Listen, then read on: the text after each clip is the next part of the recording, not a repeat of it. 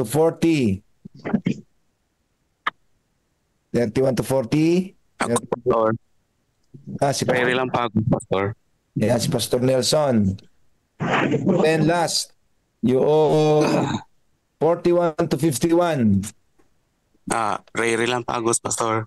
Si Brother Ray. Sige po. Yan po yung ating mga scheduled reading.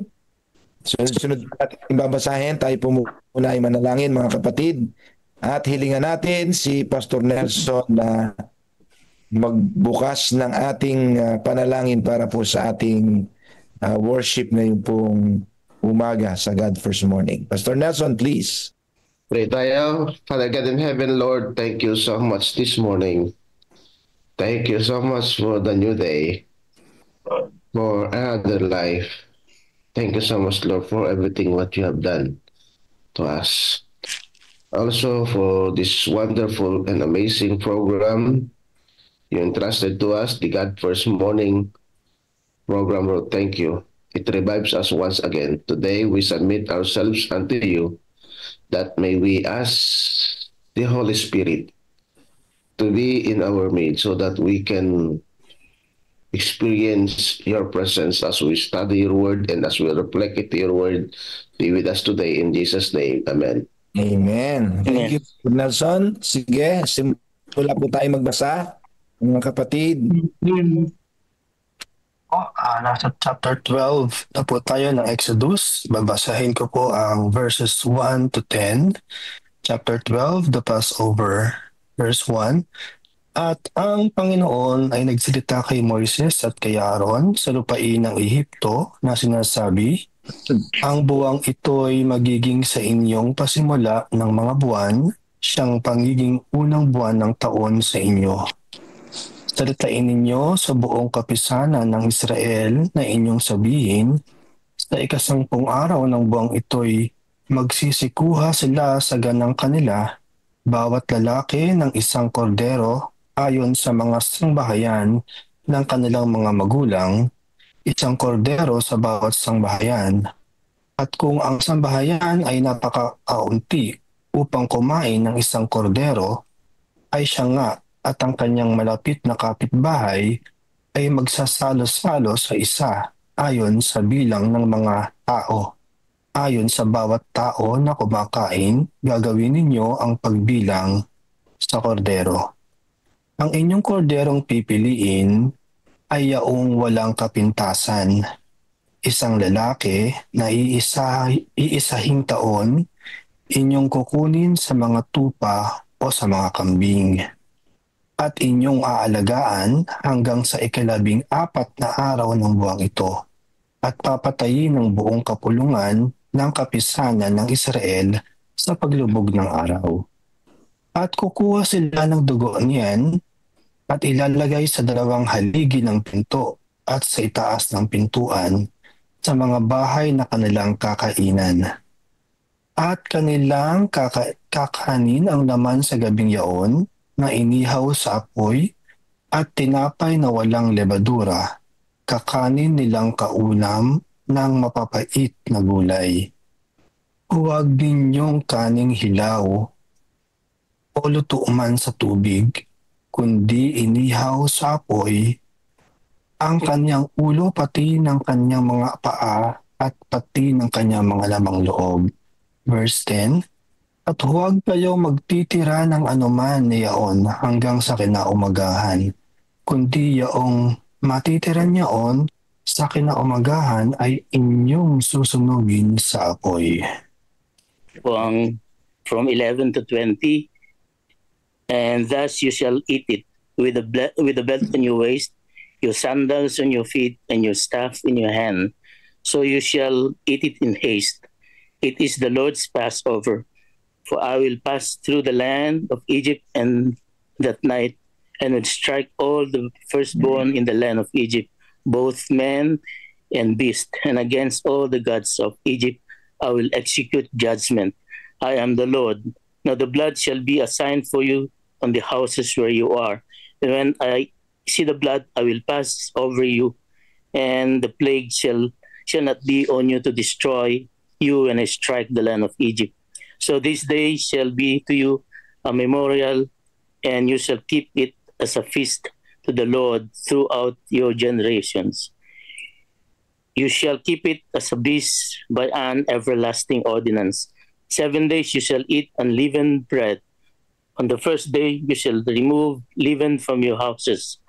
For whoever eats leavened bread from the first day until the 7th day, that person shall be cut off from Israel.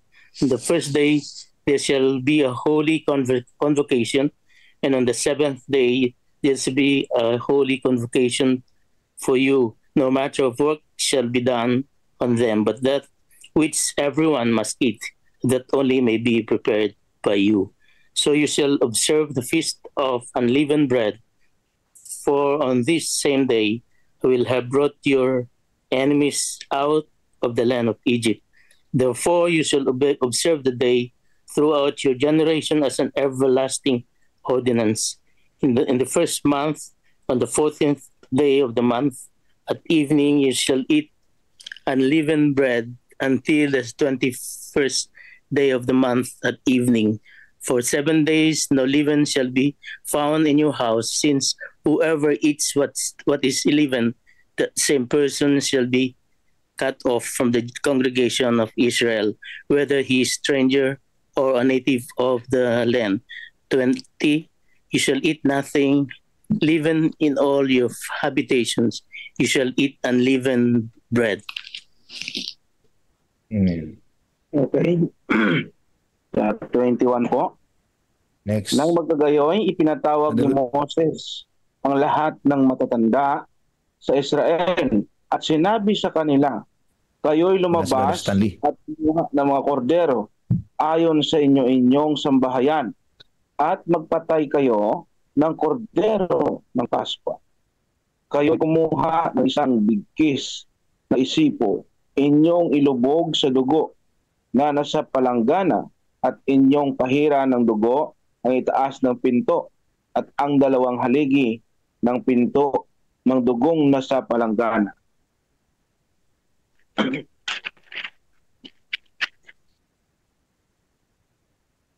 Sino man sa inyo ay huwag lalabas sa pinto ng kanyang bahay hanggang sa kinaumagahan, sapagkat ang Panginoon ay daraan upang patayin ang mga Ehipto. Pagkakita niya ng dugo sa itaas ng pinto at sa 2 haligi ng pinto, lalampasan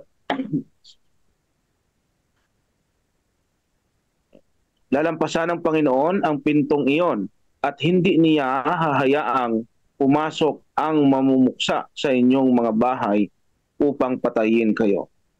Inyong iingatan ang bagay na ito bilang tuntunin sa iyo at sa iyong mga anak magpakailanman. Pagdating ninyo sa lupaing ibinibigay sa inyo ng Panginoon, gaya ng kanyang ipinangako, inyong tutuparin ang paglilingkod na ito. Kapag itinanong sa inyo ang inyong mga anak, anong ibig ninyong sabihin sa pagdiriwang na ito? Inyong sasabihin, ito ang paghandog ng Pasko ng Panginoon, sapagkat kanyang nilampasan ang mga bahay ng mga anak na Israel sa Ehipto. Nang kanyang patayin ang mga Ehipsyo at iniligtas ang ating mga bahay, at ang taong bayan ay nagod ng ulo at sumamba. Ang mga anak ni Israel ay humayo at gayon ang ano sa Panginoon kay Moses at kay Aaron, at gayon ang ginawa nila. Pagsapit ng ating gabi, pinatay ng Panginoon ang lahat ng mga panganay sa lupain ng Ehipto mula sa panganay ng Paraon na nakaupo sa kanyang trono hanggang sa panganay ng bihag na nasa bilangguan at lahat ng panganay sa mga hayop. Ang Paraon ay bumangon ng gabi, pati ang lahat ng kanyang mga lingkod at lahat ng mga Ehipsyo, at nagkaroon ng isang malakas na panaghoy sa Ehipto sapagkat walang bahay na walang namatay. Kanyang ipinatawag sina Moises at Aaron ng gabi at sinabi, "Maganda kayo, umalis kayo sa gitna ng aking bayan, kayo at ang mga anak ni Israel. Umalis na kayo at sabihin ninyo ang Panginoon gaya ng inyong sinabi. Dalhin ninyo ang inyong mga kawan at ang inyong baka gaya ng inyong sinabi. At kayo umalis na. Idalangin ninyo na ako ay pagpapalain." Pinagmamadali ng mga Ehipsyo ang taong bayan at madali ang pinaalis sila sa lupain sapagkat kanilang sinabi, "Kaming lahat ay mamamatay." Kaya't dinala ng taong bayan ng kanilang minasang harina bago ito nilagyan ng pampaalsa at nakabalot pa ang kanilang mga pamasa sa kanilang damit at ipinasan sa kanilang mga balikat. Ginawa ng mga anak ni Israel ang ayon sa sinabi sa kanila ni Moises. Sila'y humingi sa mga Ehiptyo ng mga alahas na pilak, gaya ng alahas na ginto at mga damit. Binigyan ng Panginoon ang bayan ng biyaya sa paningin ng mga Ehipsyo, kaya't ibinigay sa kanila ang anumang hingin nila. Kaya't kanilang sinamsam ang mga Ehipsyo. Ang mga anak ni Israel ay naglakbay mula sa Rameses hanggang sa Sukot na may 600,000 lalaki na naglalakad, bukod pa ang babae at mga bata. Iba't ibang lahi, mga kawan, mga baka, napakaraming hayop ang umahon din kasama nila. Kanilang niluto ang mga tinapay na walang pabalsa mula sa minasang harina na kanilang dinala mula sa Ehipsyo. Ito ay hindi nilagyan ng pampaalsa sapagkat sila'y itinaboy sa Ehipto at hindi na makapaghihintay pa o makapaghandaman ng anumang pagkain para sa kanilang sarili.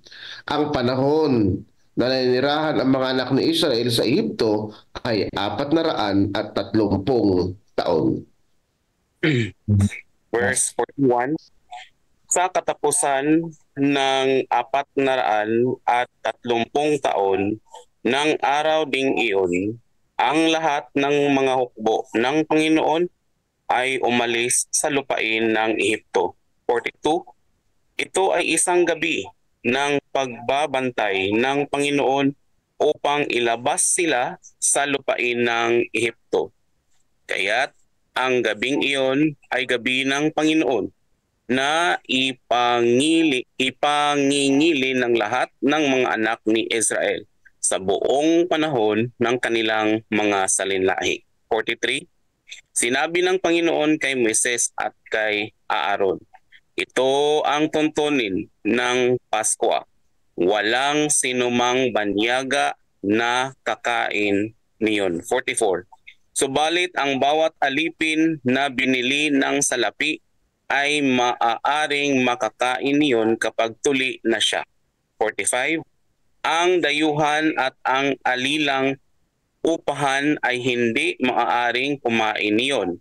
46. Sa loob ng isang bahay, kakainin iyon, huwag kang magdadala ng laman sa labas ng bahay. Ni huwag ninyong babaliin kahit isang buto niyon. 47. Ipapangilin iyon ng buong kapulungan ng Israel. 48. Kapag ang isang dayuhan ay maninirahang kasama mo at mangingilin ng Paskwa ng Panginoon, tutuliin lahat ang kanyang mga kalalakihan at saka lamang siya makakalapit at makakapangilin. Siya'y magiging tulad sa ipinanganak sa lupain ninyo. Subalit, sinumang hindi tuli ay hindi makakain niyon. 49. May iisa lamang kautusan para sa ipinanganak sa lupain at para sa dayuhang naninirahang kasama ninyo. 50. Gayon ang ginawa ng lahat ng mga anak ni Israel kung ano ang iniutos ng Panginoon kay Moises at kay Aaron, gayon ang ginawa nila. 51. Nang araw ding iyon, kinuha ng Panginoon ang mga anak ni Israel sa lupain ng Ehipto ayon sa kanilang mga hukbo. Amen. Salamat po. Amen. Na ho natatapos ang Amen. Yeah. Sige po. Yan yung response. Amen. Amen. Po. Amen. Po, sa po ay dadako na sa Amen. sharing. Salamat po sa lahat ng inyo pong participation sa pagbabasa ng salita ng ating Panginoon. Ang oras po natin ay alas 4:17 na po. Samantalahin po natin yung mga bawat minuto at panahon para ating pong ibahagi at palakasin natin ang isa't isa sa mga salita ng ating pong Panginoon. Tayo po'y manalangin. Mahal na Diyos, kami po ay humihingi sa inyo ng kakayanang umunawa ng mga bagay na espiritual. Tulad ng aming hiling, ang Espiritu Santo ay aming makapiling na siyang mag-aakay sa amin na maunawaan ang mga binasa namin at ang iyong mga pangungusap ay masa puso namin. Hinihiling namin na kayo po ang siyang matanghal sa buhay namin sa araw na ito at magtiwala kami sa inyo ng lubos. Ito po ang aming hiling sa pangalan ng Panginoon Jesus. Amen. Amen. So ito pong ating kapatid, ang ating pastor pala ito, ay meron po siyang quick na responses po dito. Si Pastor Ernie, sabi niya, for the Israelites, this chapter marks the eve of freedom. For Egypt, it is the final call to surrender in our own lives. May we respond to God's voice the first time, trust in His deliverance, and walk in the obedience that leads to life. Amen. Salamat po, Pastor Ernie, sa iyong isinyer. Meron po bang gusto mag-share, mga kapatid, sa inyong mga binasa, yung mga nag-read? Ano po ang inyong insight? Mga kapatid, ano po ang naalaala nyo sa text na ito, sa binasa natin na ito? Yung mabilis na pumapasok sa isip ninyo pag ito po ay nabasa ninyo. Tumutukoy ito po kanino? Sino ang pinatutungkulan ito? Jesus. Jesus, Cordero po. Diyos. Yes. Ang highlight po ng Passover ay ang Cordero. Yan. Ang highlight po ng instruction ng ating Panginoon ay napakahaba dito, mga kapatid. Iisa lamang po ang napakaigsi pa ng tinatawag po natin na descriptive at saka po yung prescriptive na habilin ng ating Panginoon dito po sa ating binasa, no? Mapapansin po ninyo na ang pagse-celebrate po para sa mga Israel ng Passover ay napaka-elaborate at detailed. Pero po itong practice ay meron lamang isang verse, yun po yung sa verse 28. Napansin niyo po ba? Yan po ay napakaliwanag. Binigyan ito ng diin ng Panginoon sapagkat napakahalaga po itong maalaala ng mga Israelites sa panahon ng kanila pong mahabang paglalakbay. Ito, mga kapatid, ang marka na kung saan ang buong pagmamahal at ang buong pagkalinga at ang lubos na pakikisama ng Diyos sa bayan niya ay mararanasan, mga kapatid. Pero kinakailangan po nilang detalyeng pakinggan ang mga mensahe na ipinagagawa ng ating Panginoon. Primarily, kung papaano ho ihahanda ang Passover lamb. Kasi yung lamb, mga kapatid, ay ito ho ang tawag dito, ang magbibigay ng paglaya at higit pa doon, mga kapatid, inyo pong napapansin, ang lamb din po ang magbibigay sa kanila ng pagkakaiba.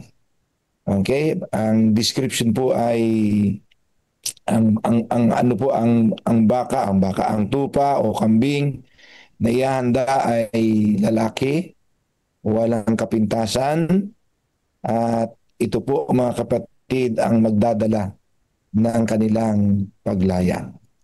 So akin po tinitingnan personally, kung ito ay tumutukoy sa ating Panginoon, ang lahat po ng karanasan ng Israel ay karanasan din po natin ngayon. Bagamat wala po tayong Egypt na literal sa buhay natin, ang kasalanan naman po ang umaalipin sa atin. So ang kasalanan ay hindi na po tayo mapaghaharian sapagkat ang Passover Lamb ay minsan nang inihandog sa atin ang kanyang walang kapintasang dugo na ibinayad sa ating mga kasalanan.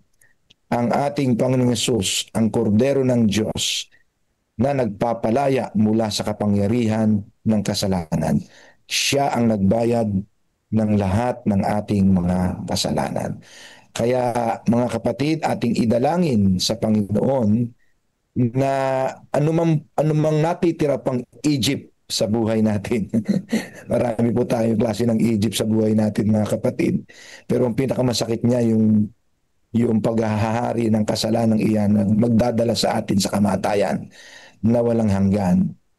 Subalit meron pa rin pong mga binhi ng kasalanang umaalipin sa atin.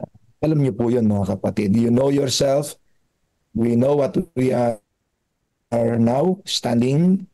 Maaaring yan ay covetousness, selfishness, ang mga Egypt ng sama ng loob sa kapwa, kawalan ng pagpapatawad na umaalipin sa atin, mga pait ng kalooban, mga pag-away-away, ano pa ba mga Egypt ninyo mga kapatid?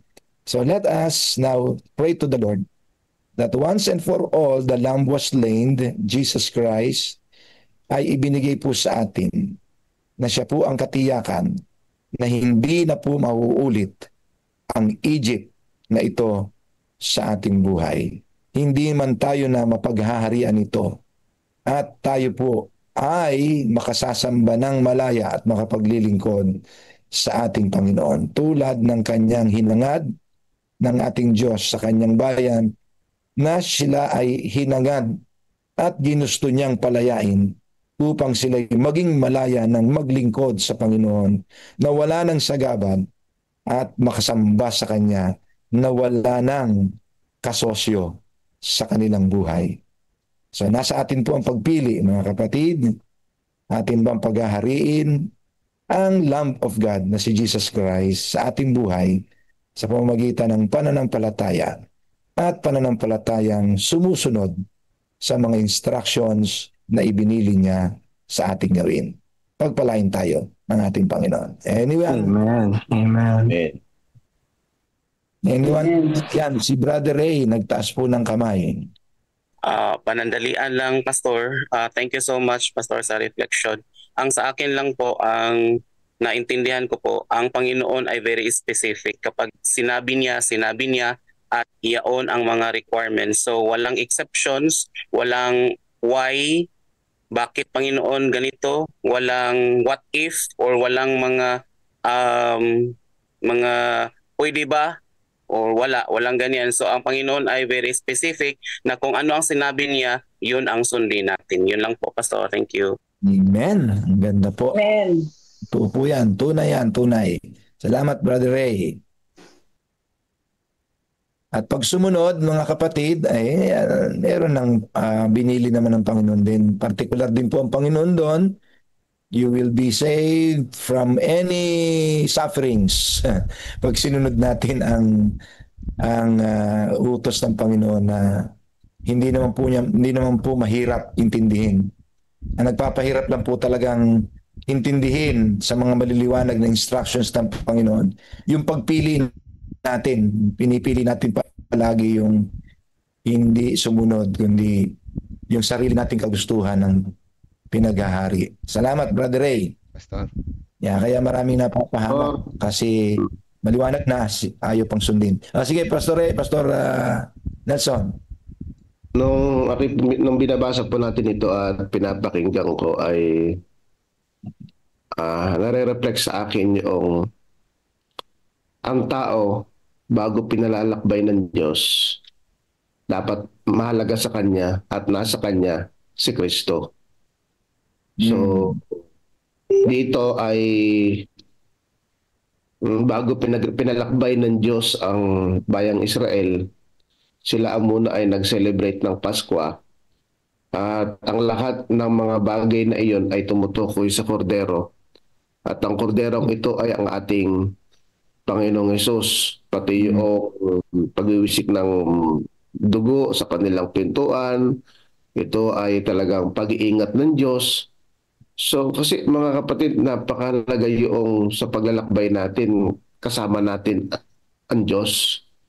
So sa bawat paglalakbay natin, kasama natin ang ating Panginoon. Kaya sabi ng Panginoon dito, kung tatanungin kayo ng inyong mga anak, ganito ang inyong sasabihin, ganito kayo iningatan ng Panginoon sa inyong paglalakbay. The point mga kapatid ay mahalaga sa isang tao ang dugo ng ating Panginoon. Napakahalaga sa atin mga kapatid na mayroong Panginoon kasi maglalakbay man tayo, marami man tayong danasin. Alam naman natin ang nangyari sa Israel. Dumanas sila mga kapatid sa kanilang paglalakbay na hindi madaling paglalakbay. Ngunit ang mahalaga doon ay yung kanilang ginawang kapiestahan ay hindi naman piyesta yun, kung hindi isang pag-alala na ang Diyos ang nag-iingat sa kanila, na ang Diyos ay sumasa kanila.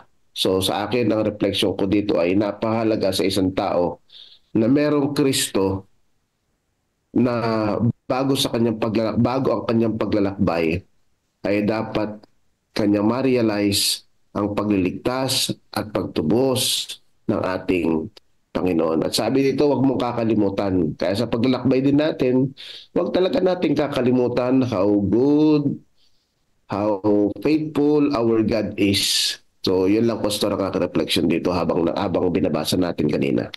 Amen. Salamat, Pastor Nelson. Another reflection sa atin pong group chat.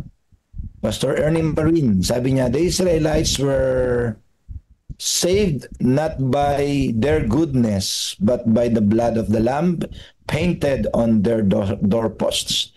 Just like Israel, we are saved today not by our works, but through the blood of Jesus, our perfect Passover Lamb. 1 Corinthians 5:7 and John chapter 1 verse 29. Ang ganda, no? Pastor Joseph Lulu, ang sabi niya, ang pagpili ay kapangyarihang ibinigay ng Diyos sa atin upang maging masunurin sa Kanya. Another one, sabi ni Brother Ricky Padilla, God first morning po everyone. Madali po ang pagsunod pag may pag-ibig po talaga sa Diyos. Amen. Ang ganda po ng mga mahigsing sharing ng ating mga kapatid. Another one, 4:30 na po mga kapatid. 4:30 na ng umaga. Pastor Nelson, meron ako napansin dito sa reading natin, no? Bukod sa iyong sinabi kanina, ako po ay natutuwa na parehas po tayo ng nakita, Pastor, na talaga mga kapatid, ang Panginoon ay hindi tayo hinahayaang naglalakbay na hindi niya tayo pinaglalaanan. At papansin po ba ninyo, when God commands, God provides, no? Pag nag-uutos ang Panginoon, meron po siyang probisyon na kasama. Akin po napansin dito na talagang dinitalye ito ng Panginoon sa paglalakbay po nila. Kinakailangan po nila ng provision. At yung provision na yon, hindi po sa kanila galing yon. Galing yon sa Panginoon. Hindi nila iintindihin yon sa paglalakbay nila. Ang kauna-unahang provision na dapat nilang baon, yung sinabi ni Pastor Nelson, hindi yun pinabayaan ng Diyos. Yes, kasama nila yung mga kawan nila, kasama nila lahat yung mga naipon nila, kasama nila lahat yung mga resources nila na galing sa Egypt. Importante yun sa paglalakbay nila kasi mag-establish sila ng buhay. Pero mga kapatid, ang pinakamahalagang habilin sa kanila ng Panginoon, ito ang pinakamagandang probisyon na mararanasan ninyo. Huwag nyo itong kalilimutan. Dadalhin nyo ito kahit saan kayo pupunta. At ito nga ang ginawa ng Israel. Kung saan sila pupunta, palagi nilang ginagawa ito ayon sa utos ng Panginoon sa pag-aalaala na ang Diyos ang nagligtas sa kanila. Alam niyo po, sa listahan ng ating mga tinanggap na pagpapala, ito po ang wag nating aalisin sa kauna-unahang listahan. Ang biyaya ng Diyos na nagligtas sa atin. Isa pa, Pastor, na nakita ko, yung Passover lamb pala, kanilang aalagaan yun. Aalagaan nila. Ilalaan talaga nila yung Passover lamb na yan. Sa verse 6, nandun po yung sabi, now you shall keep it until the 14th day of the same month. So kapag nagtalaga na po sila ng kanilang lamb or goat, ayon po sa instruction, kanila na po yung aalagaan. At ang pag-aalagang iyon, every day, ay iniisip nila, ito ang tagapagligtas ng aking mga kasalanan. Ito ang pag-iingat ng Diyos sa akin. At yun ay kanilang papatayin, mga kapatid. At pag yun ay kanilang inalay na, ay puno na ng celebration ang buhay nila. So mga kapatid, yung pag-iingat po ng Lamb of God, importante po yun sa kanila. Kaya kung ano man po yung mga iniingatan pa nating iba pa sa puso natin, tanggalin na po. At ang ingatan po natin, yung Lamb of God. Pastor Nelson, ano? Kung meron pa po kayong mga inaalagaan sa puso ninyo, inaalagaan sa kamay ninyo, inaalagaan sa bulsa ninyo, na higit pang mas mahalaga, na parang humahalili sa Lamb of God, na yun ay si Jesus Christ. Mga kapatid, atin na pong iwanan. Iwanan na po natin yon. Ipalit na ho natin yung pinaka-importanting dapat na inaalagaan natin. Aalagaan natin ang presensya ni Jesus Christ sa puso natin. Alisin po natin yan sa maigsing panahon lang ito, mga kapatid. Maigsing panahon. Pero sa maigsing panahon na yan, mananatili si Jesus sa puso natin na magpapaalalang ako lang ang ingatan ninyo sa puso ninyo at ang lahat ng pangangailangan ninyo ibibigay ko. Si Jesus ang pinaka-importante sa buhay natin. Sige, meron na lang po tayong dalawa, si Brother Edmond at saka po si Pastor Joey. Brother Edmond. Sorry po, Pastor. Solve na po ako. Napindot ko lang po siguro, Pastor. Pero ang sinabi ko po dito sa Exodus 12:5, kasi yan po yung part ko. Yung ating pong alay, yung ating pong offering ay hindi basta-basta, hindi pwedeng-pwede na. So yung pong walang kapintasan ay diniin ko lamang po doon. So sa atin po practical takeaway ko po is yung offering po natin, ito yung Christ, yung COP natin, Combined Offering Plan, ay pinaghahandaan po talaga natin. Inaalagaan, pinaghahandaan at talagang tinatabi natin. Hindi pwedeng basta-basta, hindi pwedeng pwede na. Hindi pwedeng pwede na to. Yan. Amen, Pastor. Pasok! Pastor Edmond. Brother Edmond, pasok na pasok ang iyong komentaryo sa ating mga practices dito sa stewardship, no? Ang ganda nito. Pastor Joey, please. Sinabi na ni Brother Edmond, yun din aking nakita eh. Kaya binaba ko na yung kamay ko. Hindi pa, sorry. Kailangan. Samantalahin mo na, nakabukas ka na. Okay, isa sa aking nakita, bakit nga ba sa pintuan pinahid yung dugo, ano? So alam natin na ang dugong yon ay kumakatawang kay Kristo. So sa bawat sandali, dapat nating maramdaman sa pintuan ng ating puso yung sakripisyo ni Kristo. Kasi kapag naramdaman natin ito sa pintuan ng ating puso, madali siyang pumasok sa atin.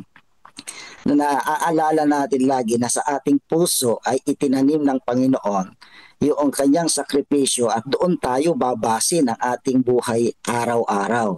At doon din tayo babase ng lahat ng ating pag-aalay para sa Kanya na nag-alay na una sa atin. Dahil dito sa pintuan ng ating puso ay nandoon si Kristo. Kaya naalala ko yung nasa Apokalipsis eh.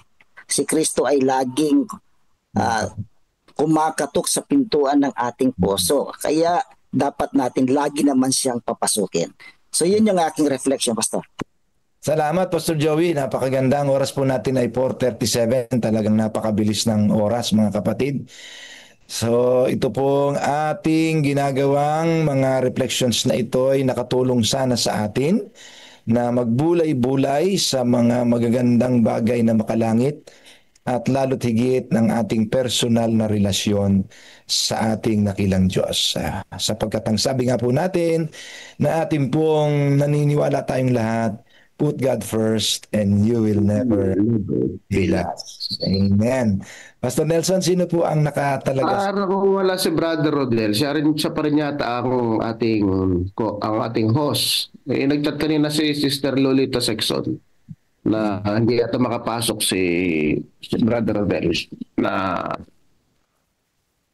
sino ang host? Bagay mga kapatid, tingnan natin. Basa na po tayo ng ating pastor, ng ating God First Morning. So, ang nakalagay, sino po ba magbabasa sa ating God First Morning, mga kapatid? Tignan ko check ko sa ating... Nakalagay po si Pastor David Claveria. David Claveria? Ito ba siya? Opo, Pastor. Andyan po Okay, si David Claveria. Yeah. David? Salamat sa Panginoon.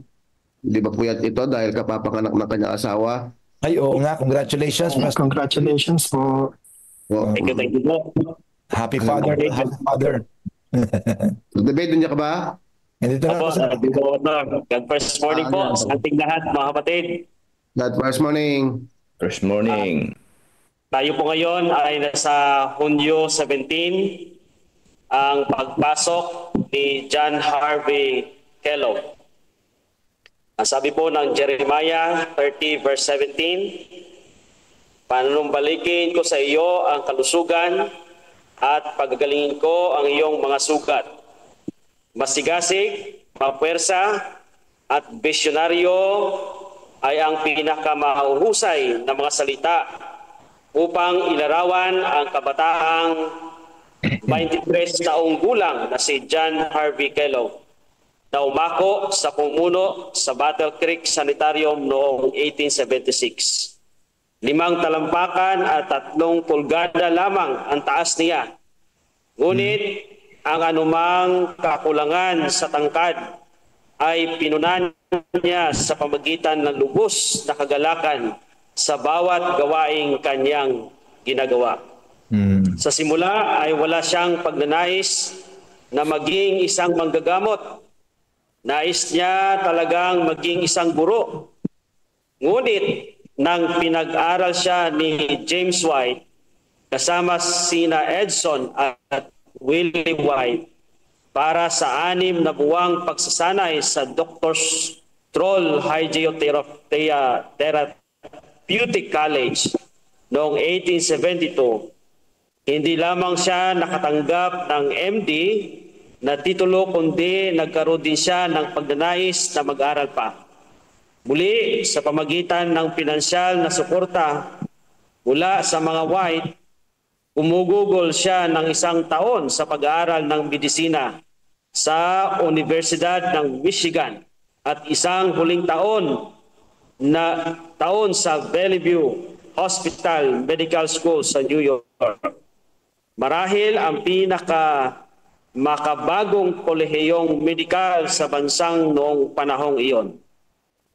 Nang makumpleto niya ang kanyang programa noong 1875, sinabi niya kay Willie White na pakiramdam ko ay nadagdagan ng 50 libra ang aking timbang simula nang makakuha ako ng 1 piraso ng balat ng tupa na halos 2 talampakang kwadrado. Siya nga pala, tunay na tupa din ito. Hindi yaong mga huwad na papel kagaya ng hydrotherapeutic na dokumento. Noong tag-araw ng 1875, bumalik siya sa Battle Creek at sa madaling panahon ay nagtrabaho sa Health Reform Institute. At nang sumunod na taon ay naging direktor nito.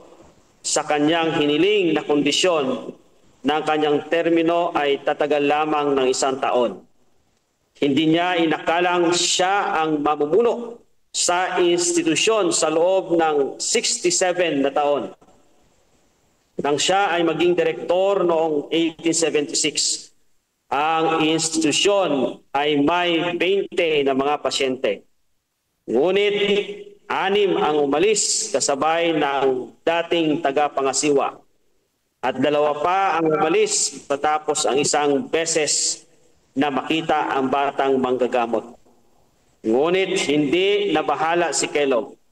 Sa loob ng ilang buwan ay nagkaroon siya ng dobleng dami sa karaniwang bilang ng mga pasyente. At noong 1877 ay kailangan niyang magdagdag ng bagong gusali. Iyon ang simula ng isang programa sa pagtatayo na sa pagpasok ng sumunod na siglo ay magiging Battle Creek Sanitarium na magiging isa sa pinakamalalaki at pinakakilalang mga ospital sa Estados Unidos. Samantala, si Kellogg sa kanyang bakanting oras ay nagsulat ng mga 50 na libro, nag-invento ng cornflakes at ng industriya ng malamig na cereal, nakabuo ng makabagong teknolohiyang medikal at naging isang sikat na doktor sa buong mundo. Pinagpala ng Diyos ang maliit na higante ng higit pa sa inakala ng sinuman. Lagi niyang pinagpapala ang mga taong handang lumago. Amen. So dito po, mga kapatid, ay God can use us mightily. Ano po? Kahit na masabi po natin sa ating sarili na we are insufficient, but God will qualify doon sa kanya pong tinawag. Kailangan lang ho natin magpasakop sa Panginoon, magpakumbaba sa Panginoon Diyos, at ang banal na Espiritu ang siyang maggawa sa ating buhay, and tayo po ay magkaroon ng malaking impact sa ating pong paligid. So si Harvey Kellogg ay maliit lamang, pero ginamit siya ng ating pong dakilang Diyos. Naging kilala siya sa buong mundo po, mga kapatid. So yan lamang po, at ang aking reflection ay God can use us mightily. Even we see ourselves insufficient, but when we surrender to God, God can use us, mga kapatid. Pray muna, Pastor. Amen. Thank you, Brother Pastor David. Thank you. Pray muna, Pastor David. Okay, tayo po ay manalangin. Maraming salamat po, dakilang Diyos, sa aming pong binasa sa buhay po ni John Harvey Kellogg, Panginoon. Salamat, dakilang Diyos, sa kabila na siya po ay insufficient sa pagkilala sa kanyang sarili. Ngunit siya po ay inyo pong ginamit, Panginoon, sa malawakang gawain na inyo pong pinagkatiwala sa Kanya. Gayon din po sa amin po, dakilang Diyos. Kayo po ang patuloy na gagamit sa aming Panginoon bilang instrumento sa inyo pong malawak na gawain, Panginoon. Salamat po sapagkat ang patuloy na pagpasakop namin sa aming Panginoon ay maging malaking bahagi upang kami po ay gamitin ang aming dakilang Diyos sa Kanya pong gawain. At patuloy na kami po ay maging mapagpala, Panginoon Diyos, sa bawat isa sa talento na inyo pong pinagkaloob. Patuloy pa kami samahan sa aming pong pag-aaral, ganoon din sa pakinig ng mga testimonya at mga mensahe na inyo pong pinagkaloob sa amin sa umagang ito. Pagpalain ang bawat isa sa amin sa pangalan ni Jesus. Amen. Amen. Pakinggan po natin ang history, Pastor Nelson. Ano? Sige po.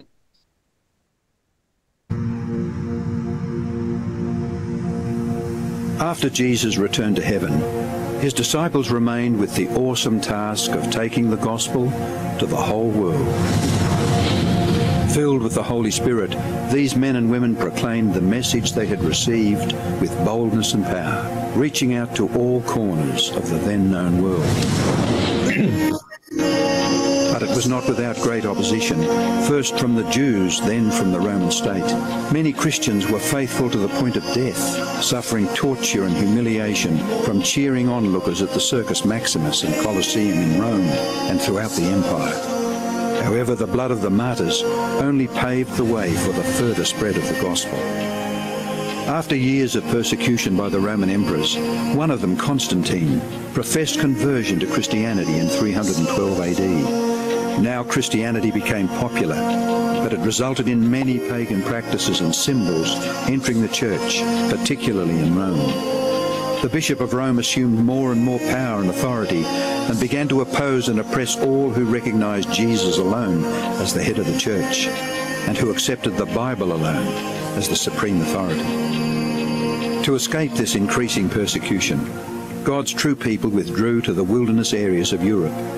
In northern Italy, the Waldenses took refuge in the mountains. While many were slain, the light continued to shine in the darkness. God was still in control, and he began to raise up men like Wycliffe, Huss, Tyndale, Luther, Calvin and Zwingli to stand for his truth. They stood for the Bible alone, faith alone and Christ alone. In 1798, in fulfillment of Bible prophecy in the book of Daniel, the religious and political supremacy of the Roman Church was temporarily reduced when General Berthier removed Pope Pius VI from his throne. Consequently, in the decades that followed, there arose a great awakening of interest in the prophecies of Daniel, and many were convinced Jesus was soon to return. In the United States, the Baptist preacher William Miller was joined by hundreds of other preachers in their expectation of the return of Jesus in 1844.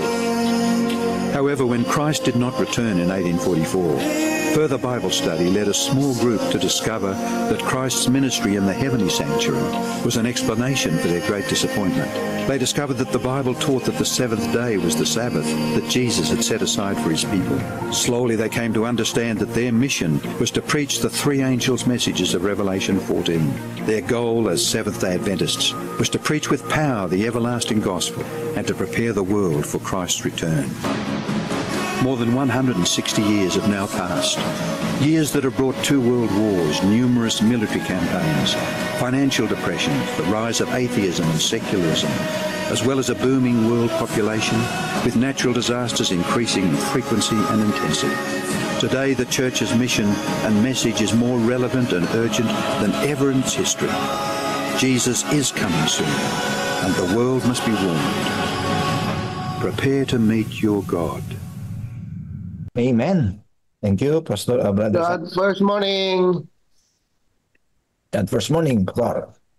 Dako tayo mga kapatid sa atin pong 200 days celebration. Actually, may na tayong 200 days. But as we celebrate, let us hear from the testimonies from our sa mga kapatid natin, kahit pa sa atin pang mga pastor.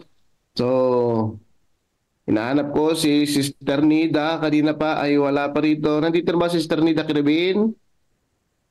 So kung wala pa ay pagkalob natin kay Pastor Raul. Pastor Raul. God first morning, Pastor Raul. Ay, Pastor, good morning po. Happy God first morning sa ating po lahat. Purihin po ang ating Panginoong Diyos sapagkat tayo po ay narito upang atin naman pong alalahanin na sa bawat araw ay napakabuti ng ating Panginoong Diyos. Kaya sa akin pong testimony regarding po sa tinatawag na COP, Combined Opening Plan, ito po mga kapatid ay napakaganda na ito po ay ma-experience lalo tigit sa ating po mga ministro, mga kapatid. Sa akin, ang tinatawag na COP, ito ay hindi ho mahirap gawin. Ito po ay tanda ng pagkakakilala ho natin sa ating Panginoong Diyos. Ito po ay tanda na ang Diyos, kinikilala natin na siya ang nagbibigay sa lahat ng kailangan ng tao sa lupa pong ito, mga kapatid. Meron nga po ako mga kaibigan na napakinggan dati kay Pastor na Palkulan, ang sabi niya, once na ang tao ay hindi nagtapat sa ating Panginoong Diyos, ibig sabihin, ang tao ay nag-suicide na. Kasi aside sa ating Panginoong Diyos na nagbibigay sa atin ng lahat ng kailangan ng tao, ay wala nang ibang Diyos na pwedeng magbigay sa lahat ng pangangailangan ng tao. Ako po mga kapatid ay 10% na rin na pinagkakatiwala ko sa ating Panginoong Diyos ang tinatawag na COP. At ito po mga kaibigan na hindi naging mabigat po sa akin kasi nga ito'y sumisimbolo ng aking pakikipagrelasyon sa ating Panginoon. Ito ay nagbibigay tanda na ang Diyos kailanman ay hindi nagkulang sa aking pamilya. Hindi nagkulang ang Diyos sa pangangailangan ng aking asawa, sa pangangailangan mismo ng aking sambahayan, mga kapatid, mga kaibigan. Kaya may nakalagay po dito, sabi niya, ang ika po ay talagay kinakaltas na ito. Ayan, totoo po yun mga kapatid. Pero ang tinatawag na COP, kung ating bibigyan pansin, ito yung ang sarap magbigay. Yung sa'yo, ikaw mismo yung nag-isip, ikaw mismo yung nagbigay, yung galing mismo sa puso mo. Nakakatuwang experience ito mga kapatid, mga kaibigan. Kaya purihin ang ating Panginoong Diyos sapagkat may mga programa na katulad po nito mga kapatid. Ang aking magulang nagtanong sa akin yan dati. At sabi niya sa akin, anak, ano ba yung tinutukoy na COP? Wala pa pong programa ng COP dati mga kapatid. Ito po ay napakinggan lamang niya kay Pastor Almasan. Na nag-Bible study po si Pastor Almasan sa aming tahanan. Sabi niya, kung ano po yung ikapuho natin, sabi niya ay sana ganun din po na maturuan yung ating puso, maturuan yung ating isipan, na iyon din po ay maging ganun din sana yung ating mga offering para sa ating Panginoong Diyos. Kaya sinabi ko sa aking magulang noon ay ito po ay sang-ayon sa inyong damdamin, desisyon sang-ayon sa inyong isipan. Ngayon po mga kapatid, totoo ito. Ngayon natutunan ko talaga na kung ano yung ating ikapo sa Diyos, napakaganda na ito rin yung ating offering sa ating Panginoong Diyos mga kapatid. Kasi nga ang gaan-gaan ng isipan, ang gaan ng pamilya kung ating bibigyan pong pansin mga kapatid, mga kaibigan. Kaya sabi ko sa aking sarili, kapag ako nagbibigay ng complete COP 10%, ibig sabihin, isa ito sa tanda ng aking paglago sa ating Panginoong Diyos. And then pangalawa, hindi mahirap sa akin na gawin ang 10% sa akin sa COP kasi alam ko kung saan nagmumula yung aking buhay, alam ko kung saan nagmumula yung aking pangangailangan, at alam kong buhay yung Diyos na aking pinaglilingkuran, mga kapatid, mga kaibigan. And then isa pa, ang complete yung 10% yung aking COP, bakit? Mahal kasi ako ng ating Panginoong Diyos. And then pangalawa, ito po mga kaibigan ay sumisimbolo ng pag-ibig ko sa ating Panginoon. Walang mahirap na gawin kung may pag-ibig sa harapan mismo ng ating Panginoong Diyos. At ang aking pinakatestimony pa mga kapatid, mga kaibigan, ang hirap magturo sa mga kaanib kung tayo mismo mga ministro ay hindi tapat sa COP, mga kapatid, mga kaibigan. Nakita ko na walang impact ito sa mga kapatid kung tayo mismo mga leader sa loob ng iglesia, mga tagapamahala sa loob ng iglesia ay hindi nakaranas ng pagiging tapat at hindi nakaranas ng pagmamahal ng ating Panginoong Diyos, mga kapatid, mga kaibigan. Noong nakaraan, pumunta po kami sa Jotorin, Dikapinisan, and then ang tinatawag na Dimanayat. Ang ating mga elder ho, na walang iba kundi si kapatid na Elder Cordial, lagi kong napapakinggan sa kanya, Pastor, babalik ulit tayo dito itong July 12, mag-fellowship tayo dito sa lugar na ito. As sabi ng ibang mga kapatid, Elder, saan tayo kukuha ng mga pamasahe? Alam niyo mga kapatid, ang sagot niya kaagad, COP. Ibig sabihin mga kapatid, nakita ng mga kapatid dito po sa Maria, nakita ng mga kapatid dito po sa Baler, ang gaan ng gawain kapag ang COP, ito po ay patuloy na ipinapaaral, patuloy na ito isinasagawa ng ating pumahal na iglesia, mga kapatid. Nakita ko nila at nakita ko din na ang COP, mas maraming aktibidades ang nagagawa, mas maraming mga gawain ang nagagawa kapag tapat ang mga kapatid sa tinatawag na COP, mga kapatid, mga kaibigan. Ang lokal na iglesia, ang bilis lumago. Ang lokal na iglesia, hindi mahigpit sa mga pangangailangan. Ang lokal na iglesia, patuloy ang paglago, mga kapatid. Napakaraming mga nangyayari, napakaraming mga gawain na pwedeng isagawa kapag ang mga iglesia ay tapat sa tinatawag na pagiging COP, mga kapatid, mga kaibigan.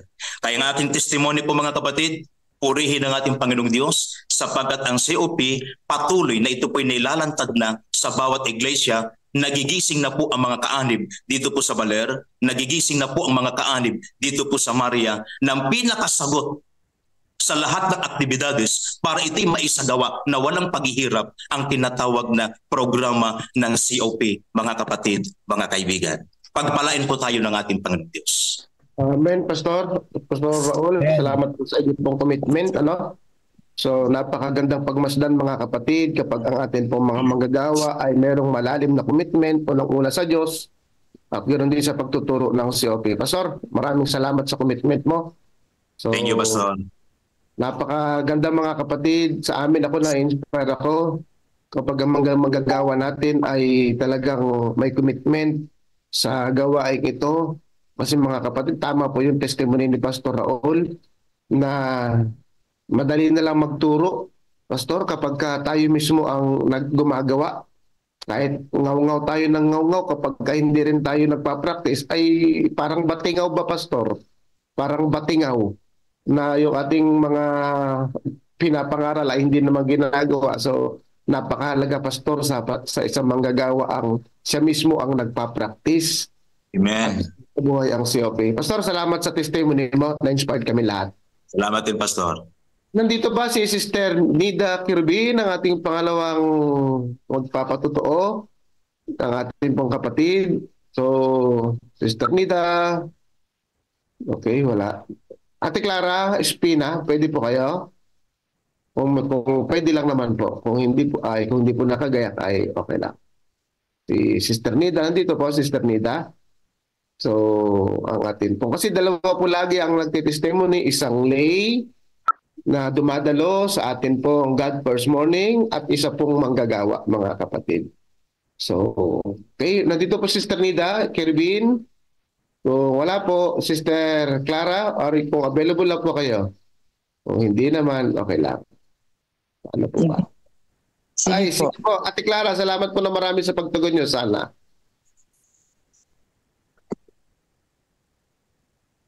Hello po. Open cam ka, Sister. Salamat po sa tugon niyo po, Ate Clara. On the spot, testimony. Wait lang po, ilalagay ko lang po sa itong Okay. Kung maka-open po kayo ng cam, maka-open po kayo ng cam. Recorded po itong ating pong mga testimony. Kasi po mga kapatid, darating po yung panahon sa susunod na mga buwan, yung ating po mga testimony ay ipapakan po natin sa mga simbahan natin. Isang testimony kada Sabado. Okay na po kayo, Ate Clara? Iyan. Salamat po na marami sa inyo. God First Morning. God First Morning po sa lahat. Hindi ko po ina-expect na matatawag ako ngayon. Thank you po. Salamat po na marami sa inyo. Okay. Habang pinapakinggan ko po si Pastor kanina na nagsasalita, ako po ay natutuwa sapagkat napakabuti po talaga ng Panginoon. Maikwento ko lang po sa inyo mga kapatid, ako po ay cancer survivor. Bali po, 10 years na po akong survivor. Kaya hindi po ako nagdadamot din sa Panginoon sa pagbibigay ng COP dahil yung kabutihan niya po na ipinagkaloob sa akin ay hindi ko po kayang matumbasan. Kaya ako ay nagiging emotional kasi nung naalala ko yung aking mga karanasan during nung ako po ay nagsasuffer pa ng aking breast cancer. Marami pong mga tao ang sumuporta at talong higit yung mga kapatid ko at hindi po ako nangailangan ng pera ng mga panahon na yon sapagkat tuwing dadating po yung aking chemotherapy ay nandiyan na po yung pangangailangan ko. Kaya tunay po na ang Panginoon po kapag tayo ay nagiging tapat lamang sa Kanya, siya po talaga ang magkakaloob sa atin ng lahat ng ating mga pangangailangan. Noong araw po ay maraming problema nung hindi pa tapat sa Panginoon. Sabi ko nga, nung ako ay nagsalita sa church, laging napuputulan ng ilaw, laging napuputulan ng tubig. Kasi hindi po tayo tapat sa ating Panginoon. Pero ng time na tayo ay kinilos na, actually po, hindi pa po nagsisimula ang CLPM. Kalahatian po ng 2024 ay ginagawa ko na po yung 10% ng offering, 10% po sa tithes. Tapos doon pong nakikinig na po ako dito sa atin po sa CLPM. Doon ko po napagtanto na talagang yung palang offering, ito po yung pagmamahal natin sa Panginoon. Kaya hindi po ako nag-atubili na ginagawa ko na po ngayon na 20% yung offering at yung pong ating tithe na 10%. Kaya purihin po ang Panginoon sapagkat kinikilos niya po ang ating mga puso upang magawa po natin ang mga bagay na ito. Pasensya na po kayo sa akin.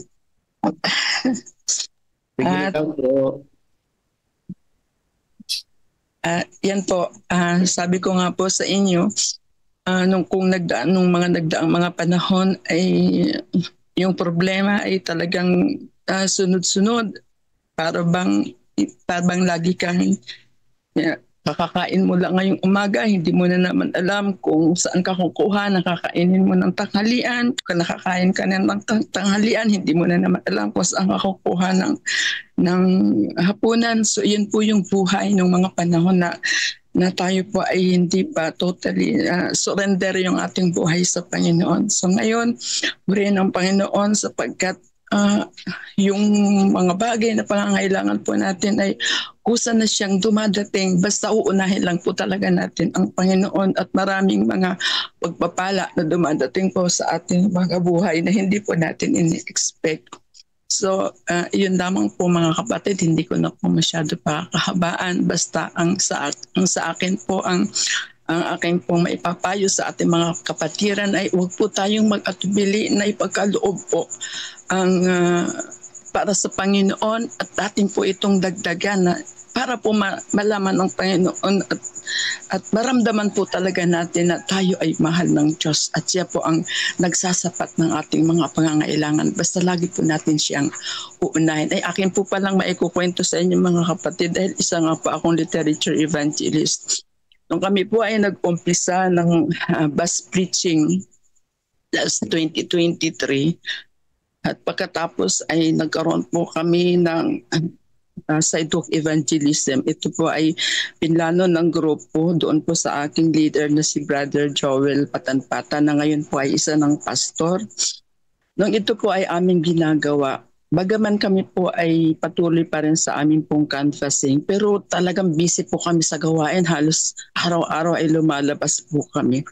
Hindi ko po ini-expect na yung ginagawa namin ito ay talagang ang Panginoon ang siyang nagbabalik ng mga pagpapala. Kaya hindi ko po in-expect na nitong nagdaang 2024, ako po ay naging credential. Sabi ko, napakabuti talaga ng Panginoon kapag pala talaga uunahin mo siya. Hindi mo in-expect yung mga pagpapala na dumadating sa buhay mo. Hindi ko rin po in-expect na kapag ka pala credential ka, mayroon kang bonus na makukuha. So talagang tuwang-tuwa po ako.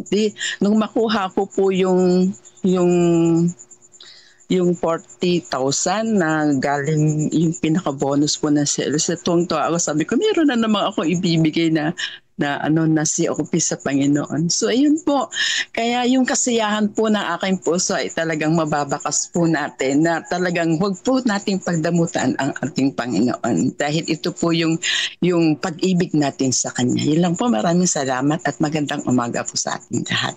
Amen. Salamat po, Sister Ate Clara. Salamat po sa inyo pong commitment na nabuo sa Panginoon. Salamat po sa karanasan ninyo. Nakaka-inspired po. So, Pastor Jerry, may sasabihin po kayo? Maraming salamat po. Ako po ay punong-puno ang puso sa katuwaan at pinagpala sa mga testimonya ng ating mga kapatid. Pastor Raul, salamat po sa inyong pagmamahal sa gawain At inaakay niyo po, Pastor, ang mga kapatid dyan sa maliit mong teritoryo. Sana tayong lahat ay ganyan ang ating pagmamahal at commitment sa gawain ng Panginoon. Malapit na dumating si Jesus, mga kapatid. Maging busy na tayo sa mga bagay na patungo na sa langit. Purihin ng Panginoon. Okay, bukas po, ang ating pong magte-testimony bukas sa ang ating pong kapatid na si Sister Feli Diaz. Kung nandito po siya, bukas kayo po. At saka sa pastor naman ay si Pastor Ray Iscabusa ang ating pong ang mga magte-testimony po bukas. At ang reading po bukas is ay si Pastor Jomer Clerigo. Reading po ng Lest We Forget. So, yun lang po. Okay. So, dako na po tayo sa ating pong reflection, Pastor. Yes, Pastor. Sige po. So wala po ang ating pong host, ang ating pong reflection mga kapatid. Kahapon ay may pinamagatang ano ba to? Itong professors, mga kapatid. Bain professors, mga kapatid. Ito ba kahapon ba sir na? Apa. Sige. So baka mayroon pong nais mag-reflect sa inyo. So ilang paragraph po to? 1, 2, 3, 4, 5, 6 na paragraph. Sige. O, sino mga kapatid ang gusto mag-reflect ng ating po napakinggan kahapon? Kung babasahin pa natin to, medyo mahaba pa. So, Pastor, dito sa ating reading kahapon ay napakaliwanag po yung isang line ng principle kung bakit po tayo dapat na mag-embrace, mag-practice at magturo, mga kapatid. Dito po ang ating pong nauunawaan. Ito po ay napakaliwanag ng principle ng offering na global and local, no? Local and local impact ng ating offering. Ito nga po yung prinsipyo ng combined offering plan system. Okay, mga kapatid, na dito po sa linya ng number 3, ito po yon. Ang sabi po dito, to advance God's kingdom, to arouse those dead in trespasses and sins, to speak to sinners of the healing balm of the Savior's love.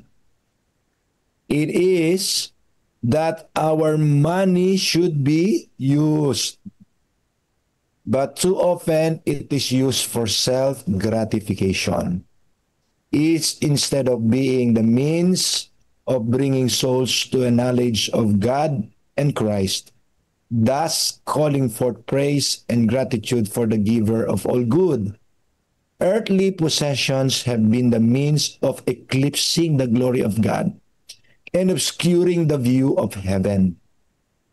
By the wrong use of money, the world has been filled with evil practices.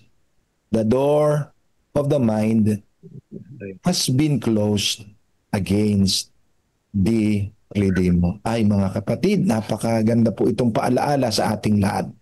Ako po ay nai-empower ng mga salita ni Sister White na akin pong nakikita na patuloy akong ginagamot sa aking selfishness.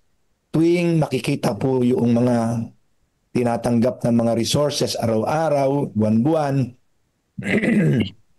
ay nawawala na po yung interest sa pag-keep ng mga perang dapat ay nagagamit sa pag-spread ng gospel, ng pag-spread ng pagmamahal ng Panginoon sa mga tao. Kahit po sa maliit na halaga na aking pwedeng itabi at maibigay sa gawain ng Diyos ay akin po lahat na nagagawang maitabi. Dahilan po sa konsiderasyon na ang pag-ibig ko sa aking Ama, sa aking tagapagligtas na si Jesus ay hindi po masusuklian ng kahit anumang mga perang yan. At kaya akin po itong personal na dinidesisyonan araw-araw, mga kapatid. Maging ang mga tinatanggap kong extra na gift na ninyo, mga kapatid, yung mga ibinibigay niyo po sa akin, panggasolina, ano ba yan mga kapatid, maging po yung mga prutas at gulay na ibinibigay niyo po sa akin, ay itinatabi ko pong lahat yan mga kapatid. Kung hindi ko man kaya yang i-convert sa peso, ay yung mga gulay na yan at prutas ay idinidistribute ko po sa kapitbahay, sa akin pong sa guard ng subdivision, at iba pang mga taong pwedeng mapadama na ang probisyon ng Diyos ay para sa kanila rin, hindi lang sa akin.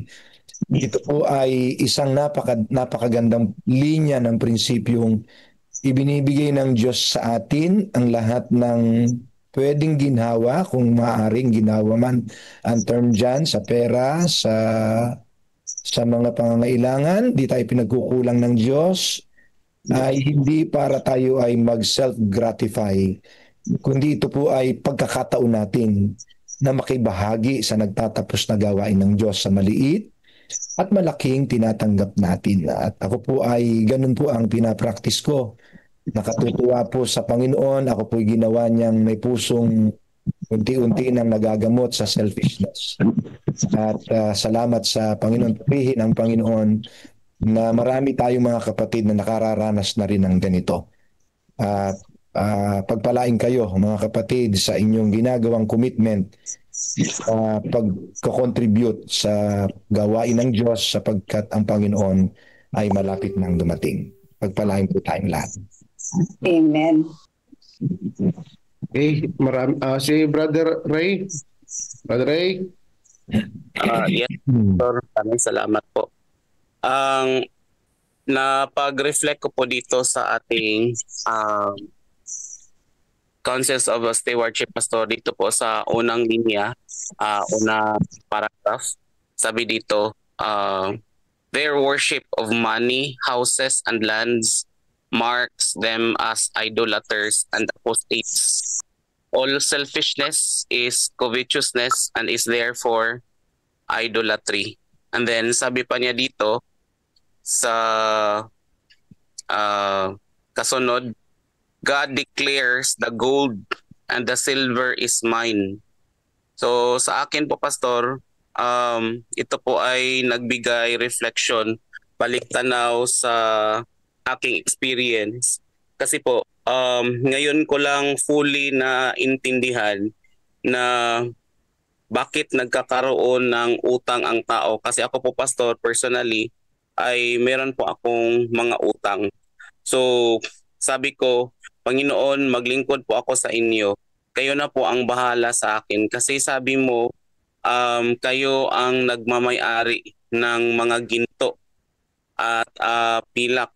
And then sabi niyo po, kayo po ang mag-provide. So talagang inaangkin ko sa sarili na wala akong kakayahan na magbayad ng utang. Na bakit nagkautang? Dahil po hindi po ako nagiging tapat. I remembered one time, Pastor, nung nandito si Pastor Jerry sa Sapangpalay last Saturday dahil sa fellowship namin. Hindi ko lang babanggitin ang pangalan kung sino ang nagtanong sa akin. May nagtanong po sa akin, Brother Ray, kung magbibigay po ako ng 10% ng COP mula sa aking bulsa, paano na po ang mga bagay na ito, ganito. Mahirap sagutin, Pastor, ngunit ang sinabi ko lang, sister, ganito po ang ginawa namin, pero hindi kami nag-atubili, wala kaming duda sa Panginoon dahil ang Panginoon ay tapat at totoo sa kanyang sarili. Mababasa po natin yan sa Deuteronomy, ang mga kapatid, na ang Panginoon po, ang Diyos po ay hindi kagaya ng tao na siya ay magsisinungaling. So hindi sinungaling ang tao, mga kapatid. Kapag tayo po ay magiging tapat sa offerings natin na walang pag-aalinlangan, buong puso nating ibigay ang ating mga combined offering plan, maging 10% man ito or more, ay sasabihin ng Panginoon na nagiging tapat tayo at pagpalain po tayo. Ako po'y naniniwala, Pastor, na kapag gagawin natin ito, ang lahat ng utang na ating currently na experiences at personally na experience ko po ngayon ay mabibigyang solusyon at ma-fully paid po yan sa pangalan ng ating Panginoon. Maraming salamat po. Thank you. Sa reflection, Sister Net, tataas po kayo ng kamay. Thank you. Teka lang po. Yun, sa bawat nagsasalita po ay mag-open po ng cam sapagkat tayo po ay nasa live. Binabati po natin ang nasa Facebook Live at ganoon din sa YouTube Live, CLPM and Adventist Mission. Binabati po namin kayo ng God First Morning. Ate Net? Yes po. Thank you po, Pastor. Bago ko po bigay yung reflection ko, Pastor, nais ko muna pong basahin itong nandito sa ating yung kahapon. Sabi po dito, ang kasulatan ay nag-uulat na malaking pulutong ng mga nagpapanggap, ngunit hindi naman sila tagaganap. Marami ang nag-aangkin ng pananampalataya sa Diyos, ngunit tinatanggihan naman siya ng kanilang mga gawa. Isa pa, ang kasakiman ay pag-iimbot, sa gayon ay ang pagsamba nila sa Diyos-Diyosan. Marami na naglagay ng kanilang pangalan sa aklat ng iglesia bilang nananampalataya sa Diyos at sa Biblia. Ang sumasamba naman sa kanilang tinatangkilik na ipinagkatiwala sa kanila ng Diyos. Ito pa yung isa. Mga tagasunod sila ng mamon. Sa mga bagay ng sanlibutan ito, inuukol nila ang pagsambang dapat lamang ay ukol sa manlalalang. Siyang nakakakita at nakakaalam ng lahat ay nag-uulat ng kanilang huwad na pagpapanggap. Kaya nga po ang ano dito sa atin na sinabi po sa atin dito na huwad na walang kabuluhang nagpapanggap dahil po recipient lang sila, dito ba? Recipient lang, tanggap lang sila. Gusto nila tanggap lang ng tanggap pero hindi po sila nagsishare, hindi sila nagbibigay. Ang dinidiin po ng topic ko kahapon, kaya sinabi na walang kabuluhan ang kanilang pagpapanggap, convinced lang sila o konbinsido lang sila pero hindi sila konvertibo. Ito yung prinsipyo ng pagbibigay na kung saan pinakikita mo, isinishare mo yung pagmamahal ng Diyos. Sa kanila okay yon, isishare ko ang pagmamahal ko sa tao sa ganitong halaga lang, sa ganitong porsyento lamang. Meron silang ginagawang ganon. Kaya nga sabi dito, walang kabuluhang nagpapanggap. Kaya po dapat tayo po ay kailangan kumbinsido talaga doon sa prinsipyo ng pagbabalik at pagbibigay ng pagmamahal sa ating Diyos. Wala po tayong iiwan sa ating sarili kasi sa Kanya po ito lahat. Yun lang po. Salamat po. Kaya nga mga kapatid, kaya yung pong mga sa mga nandito po ay talagang kayo po ay ina-appreciate ko palagi sapagkat kayo ay palagi nandito. So tayo po ay meron ng 121 dito sa Zoom, sa CLPM. Ay meron po tayo 67 sa Adventist Mission, 17.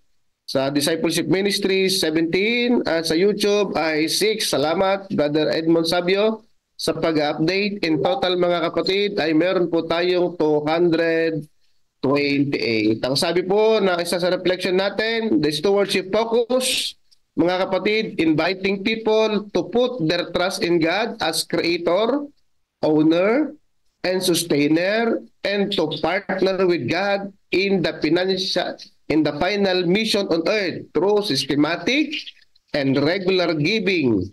COP is a giving system inspired by God to give equal opportunity to all members of the church to be involved in the mission. Salamat po. Yan po ang stewardship focus mga kapatid. Kaya dito po sa akin pong reflection dito, yung first sentence, the scripture speak of the large class of professors who are not doers. Many who claim to believe in God deny Him by their works. So, kaya nga mga kapatid, ang reflection ko dito, mahalaga tayo na nandito. Kaya sabi ko kanina, pinasasalamatan ko po kayo na lagi nandito sa GFM, na kayo ay hindi lamang dumadalo, kung hindi nagpa-practice din ng COP, ng katapatan, at hindi yan mga kapatid, maging avenue po tayo o maging daan po tayo ng pagtuturo, ng katapatan, ng may pag-ibig sa bawat kapatid. Bakit? Kasi sabi po ng reading natin ay marami yung large class of people who are not doer. Many who claim to believe in God deny Him by their works. Kaya nga, sabi ni Mrs. White, mga kapatid, educate, educate, educate, educate. So, education is the key. So, yun mga kapatid. Sabi po dito, Brother Dan Cruz, ang reflection, una po tayong binibigyan ng Panginoon. Kaya tapat na pagtugon po ang narapat at siyang susi sa lahat para maging sapat sa lahat ng pangangailangan. God first morning po. So, thank you po mga kapatid. Okay, so maraming pong salamat. May nakataas pa po na kamay? Meron ba po ito? Si Brother Donnie? Meron daw. Thank you, Brother Edmonds, sa pagsubaybay. Brother Donnie. Po, God's awesome first morning po sa lahat. Ito po, na-strap po ako dito. Hello po, narinig po ba ako? Yes. Opo. Na-struck po ako dito sa sinabi ni Ellen G. White na sabi niya, I speak to you who know not God, who may read these lines or in His providence that they may be brought to your notice. What are you doing with your Lord's goods? Parang ako po tinatanong dito what are you doing with the physical and mental powers He has given you? Are you able of yourself to keep the human machinery in motion? Did God speak but one word to say that you must die? He would once be still in death. Day by day, hour by hour, minute by minute, God works by His infinite power to keep you alive. It is He who supplies the breath which keeps life in your body. With God neglect man as man neglects God, what would become of the race? Ito po yung So ito po yung parang siya sabi po ng Panginoon sa akin. Sabi niya, I am just on alone, not on my own. So, dapat ko daw po isipin yung aking utak, yung aking kalakasan, yung aking buong bahay. Lahat ito ay biyaya, gift. Wala po akong inimbento, mismo yung tibok na aking puso. Maski yung pagkagising ko po ngayon, ito po ay niloob ng Diyos na ako'y magising. At mayroon pong dahilan kung bakit buhay po ako na mayroon pong dahilan, mayroong purpose. So, kung ako po ay in just and alone, ano po yung return on investment na binibigay ko sa Panginoon? Kasi patuloy po siyang nagbibigay sa akin ng buhay, ng lakas, ng hininga, ng karunungan. Anong ginagawa ko po dito? Ako po ba parang nagiging lang po? Yung po bang parang nag-spectator ko lang yung aking buhay? Ganun po ba? Tinatanong po ako So kung halimbawa, imaginein ko daw po kung may gagawin pong iba ang Diyos. Halimbawa, kung bigla na lang po niyang dinicide na kunin niya aking buhay. Ano po ang aking masasabi doon? So ngayon po ay parang inaano ng Panginoon sa akin na this is really a moment na kailangan ko ng tumilos, mamili, na gamitin ang anuman ang binigay sa akin ng Diyos. No, kaya ngayon pa lang kailangan na po akong kumilos dahil napakahalaga po ng binigay ng Diyos sa akin. Alam ko po may role na pinagagawa ang Diyos sa akin. So ito po ay katanungan sa akin. Kaya purihin po ang Panginoon at pinasasagot po ako ng Diyos dito sa mga tanong nito. Salamat po at purihin ang Panginoon. Salamat po, Brother Donnie, sa personal reflection nyo at pagpalain kayo sa commitment nyo sa gawain ng Diyos. Amen. Okay, tapo na po tayo, Pastor Jerry, sa atin pong... Salamat kay Brother Donnie sa napaka-personal na commitment niya. Alam mo, Pastor Nelson, that is very striking to me as well, no?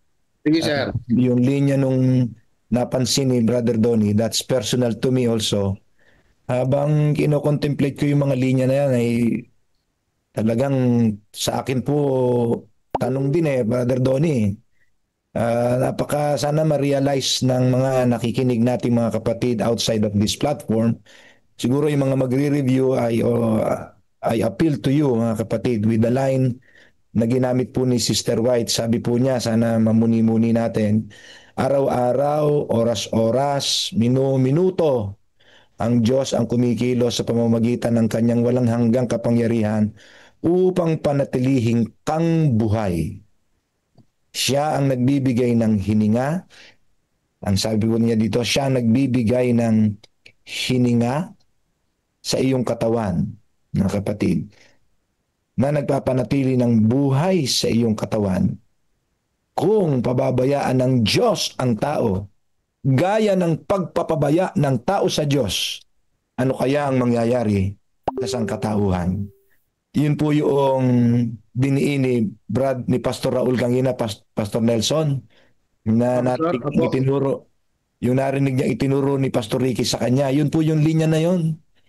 Sino, mga kapatid, gustong-gusto nating mabuhay, gustong-gusto nating lumakas, gustong-gusto nating maging maginhawa.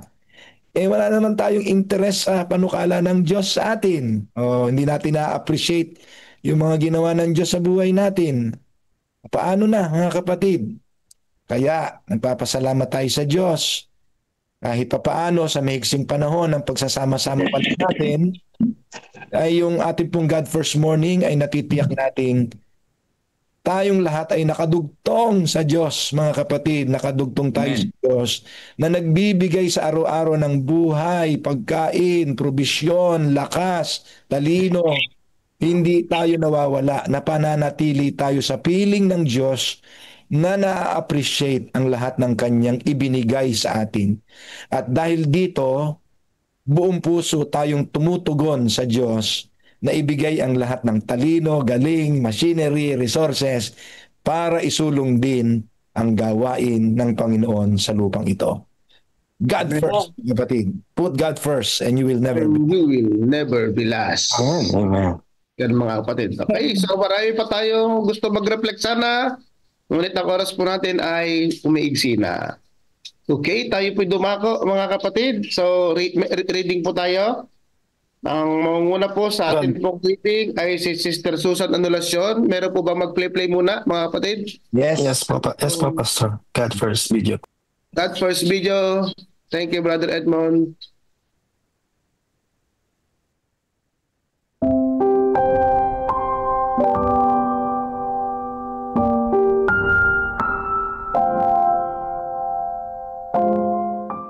Ano ang dapat gawin kapag hindi ako nagtitiwala? February 17. Bumangon ka, O Diyos, ang usapin mo'y ipaglaban.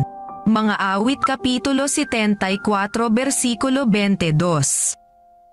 Nangangatwiran ang ibang mga tao na kaya hindi sila nagbabalik ng kanilang mga ikapo at handog sapagkat hindi sila sumasang-ayon sa paraan ng paggamit ng iglesia ng kanilang mga pinagkukunang panustos at dahil hindi rin nila nakikita ang kaliwanagan sa paggamit ng pondo ng iglesia. Paano tayo kikilos kapag hindi tayo sumasang-ayon sa paraan ng pagsasakatuparan ng mga bagay-bagay sa iglesia?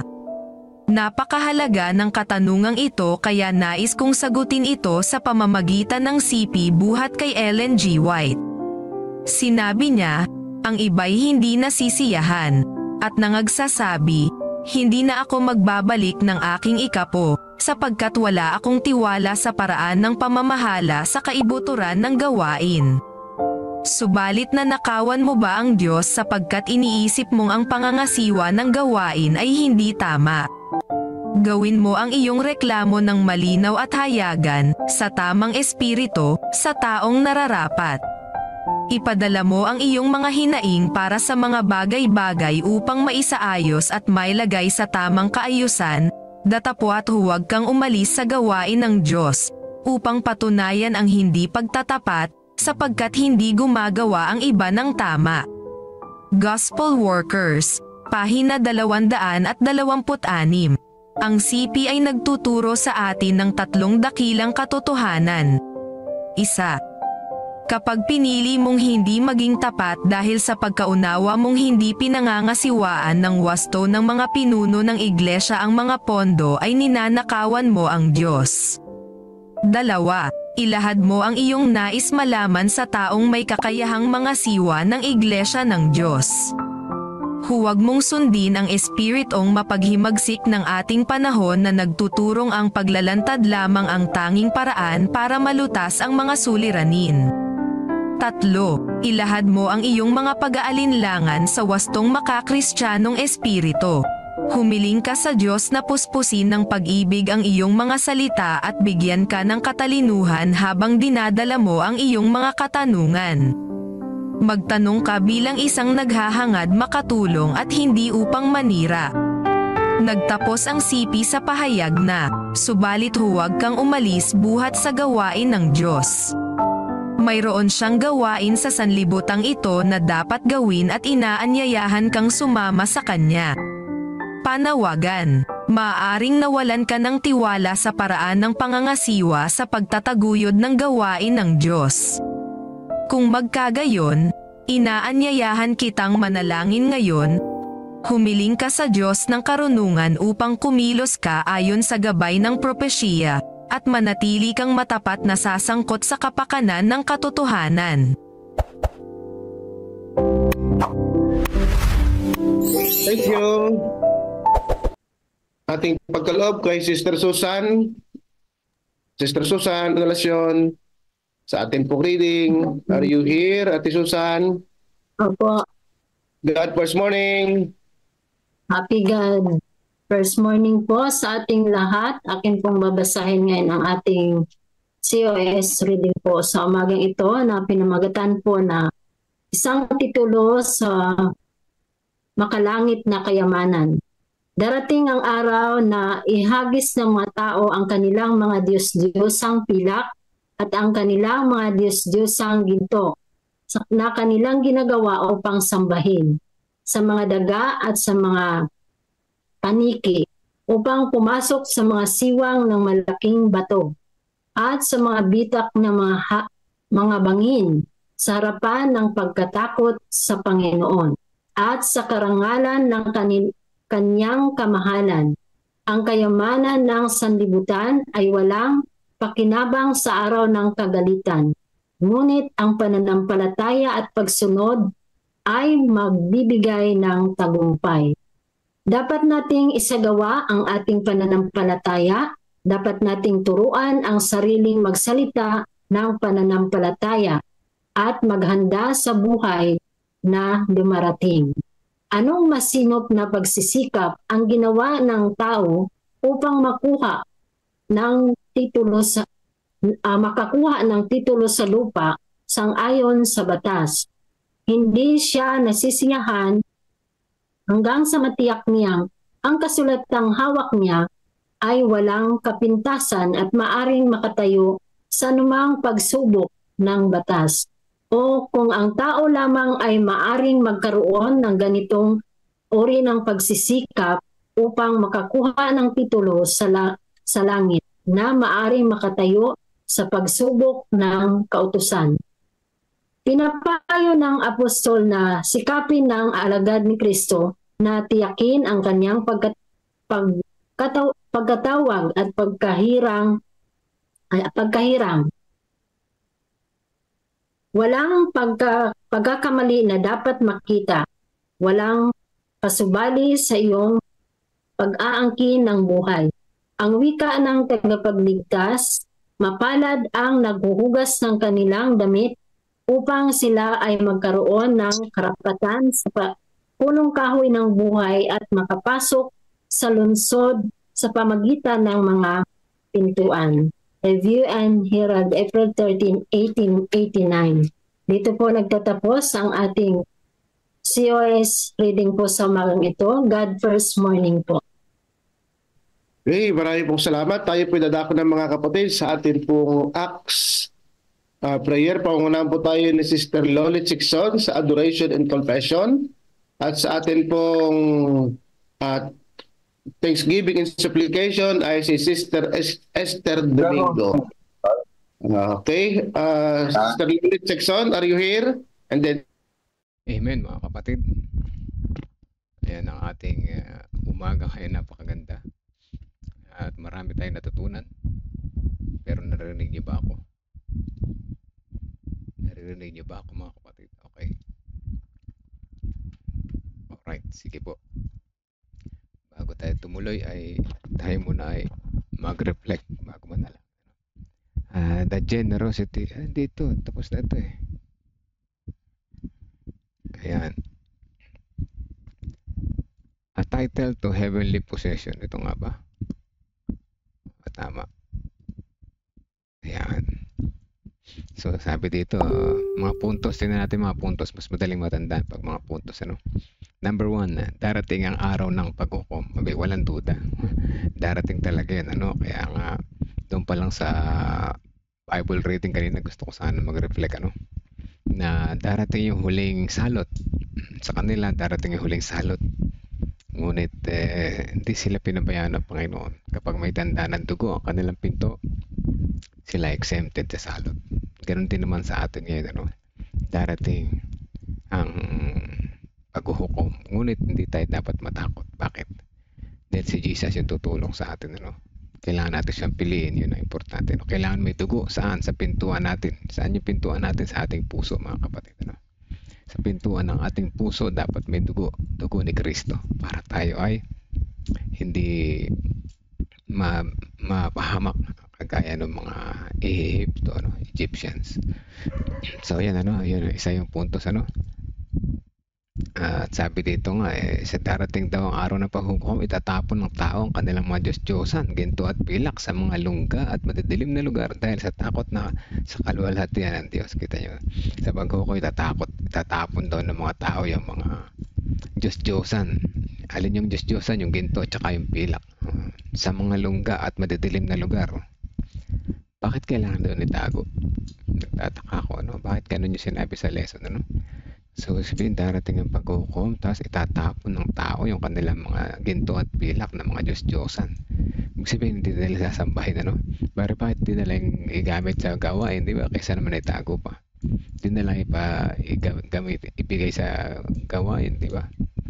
So, tingnan natin sa pangalawang punto. Tanging pananampalataya at pagsunod ang magdadala ng tagumpay. Ayan, number 1 yan. Dapat talaga yung pananampalataya natin at pagsunod, huwag natin kalilimutan. Sabi kanina nung nag-testimony si Brother Winfred tungkol doon sa nagtanong daw sa kanya, kitang-kita, obviously yung nagtanong ay walang tiwala sa Diyos, ano, dahil wala daw silang pagkukunan, ganyan, ganito.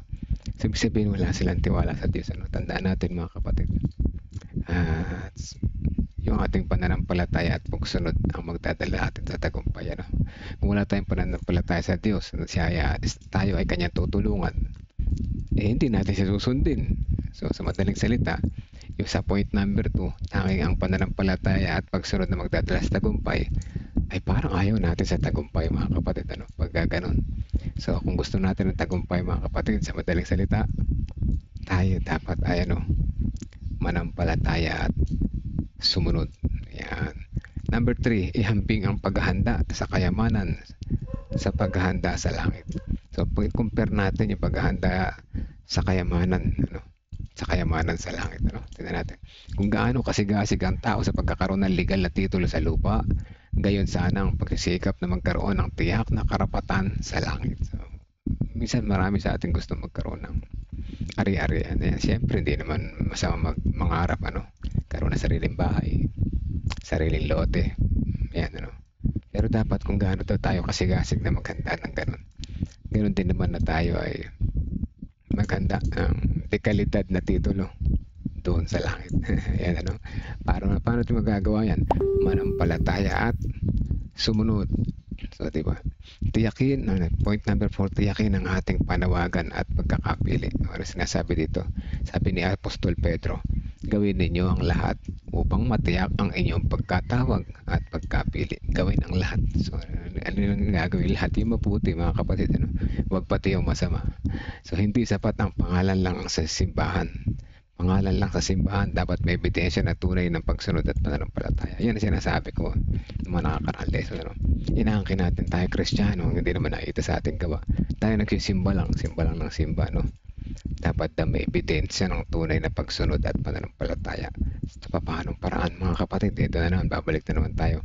Sa papaano nating paraan may papakita yung ebidensya na tayo ay tunay na sumusunod at nananampalataya.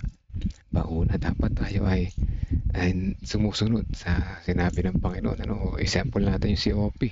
Sumunod tayo kasi yan ay pagpapakita ng ating pagmamahal sa Panginoon at pananampalataya sa Kanya. At yan ay pagsunod sa pagsulong sa pagtatapos ng gawain. Kaya tayo nagbibigay ng offering at ikapo para makatulong tayo sa gawain. Ano po? So yan, may pananampalataya. Ibig sabihin, hindi tayo pagkukulangin ng Panginoon pag tayo nanampalataya sa Kanya na ganyan. Ibig sabihin, hindi lamang tayo nagsisimba, nakikita sa buhay natin, mga kapatid. Ano? Napakaganda ng lesson na to. Napakaganda. Number 5, pagpapala sa masunurin. Ito, napakaganda regalo. May blessing sa mga masunurin. Kaya pala yung mga naghihirap patuloy na naghihirap. Dahil una, hindi sila sumusunod sa Diyos. Pangalawa, hindi sila nananampalataya sa Diyos. Hindi sila walang tiwala sa Diyos. Kaya hindi naman sila nagkakaroon ng blessing. Actually, nagkakaroon sila ng blessing minimum.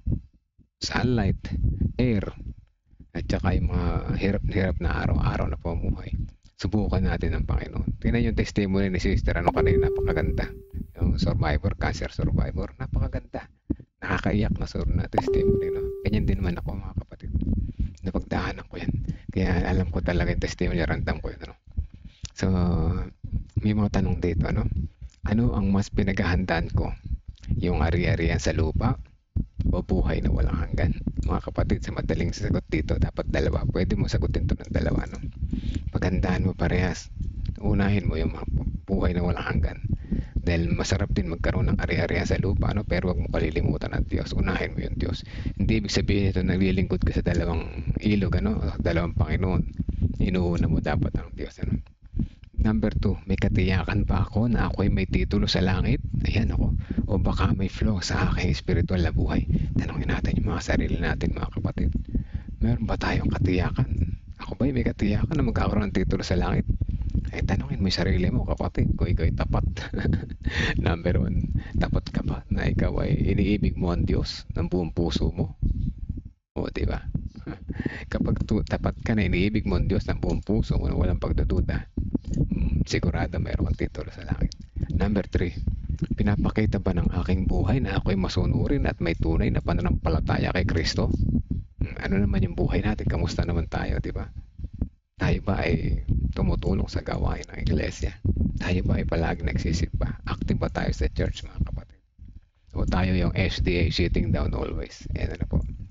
Number 4, hinahangad ko ba ang kaligtasan dahil sa pagmamahal sa Diyos o dahil sa takot ako sa kaparusahan? Ito, delikado.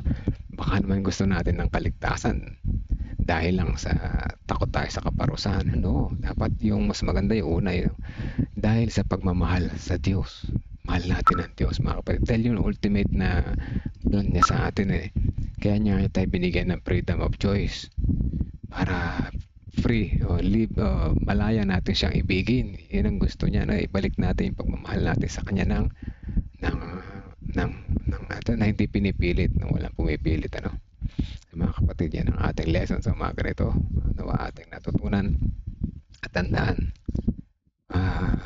sa pagiging maramot at pagiging walang tiwala sa Diyos, magdahatid ng kapahamakan.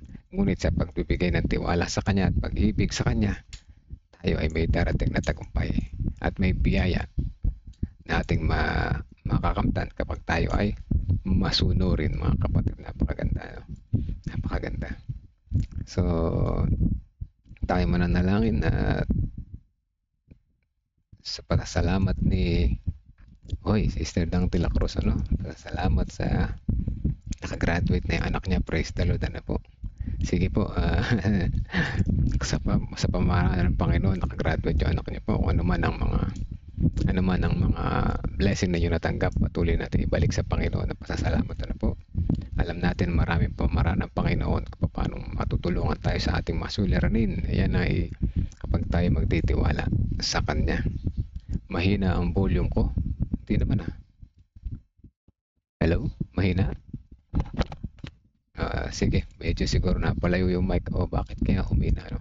Pero tinitingnan ko dito yung palo ng audio, parang okay naman. Yung volume ng cellphone mo mahina, Brother Kevin. Sige. Tayo manalangin, mga kapatid. Titingnan ko muna, baka meron pang mga hindi ko nabasa sa prayer request. Wala naman. Sige po, mga kapatid, 30 second silent prayer para sa ating mga pangalan na nais natin ilapit sa Panginoon, yung ating mga mahal sa buhay, mag-anak, kaibigan, yung ating iglesia, siyempre, yung ating gawain sa church.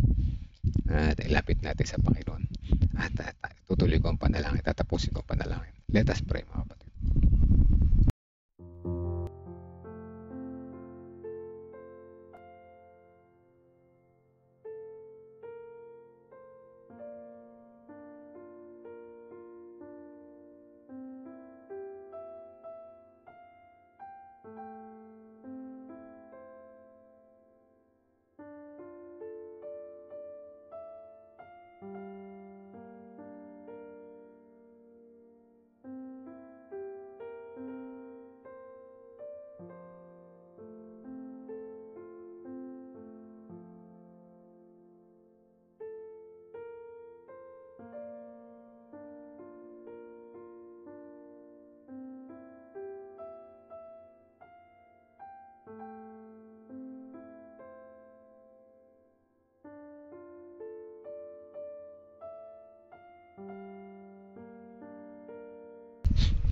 Tayo manalangin, mga kapatid.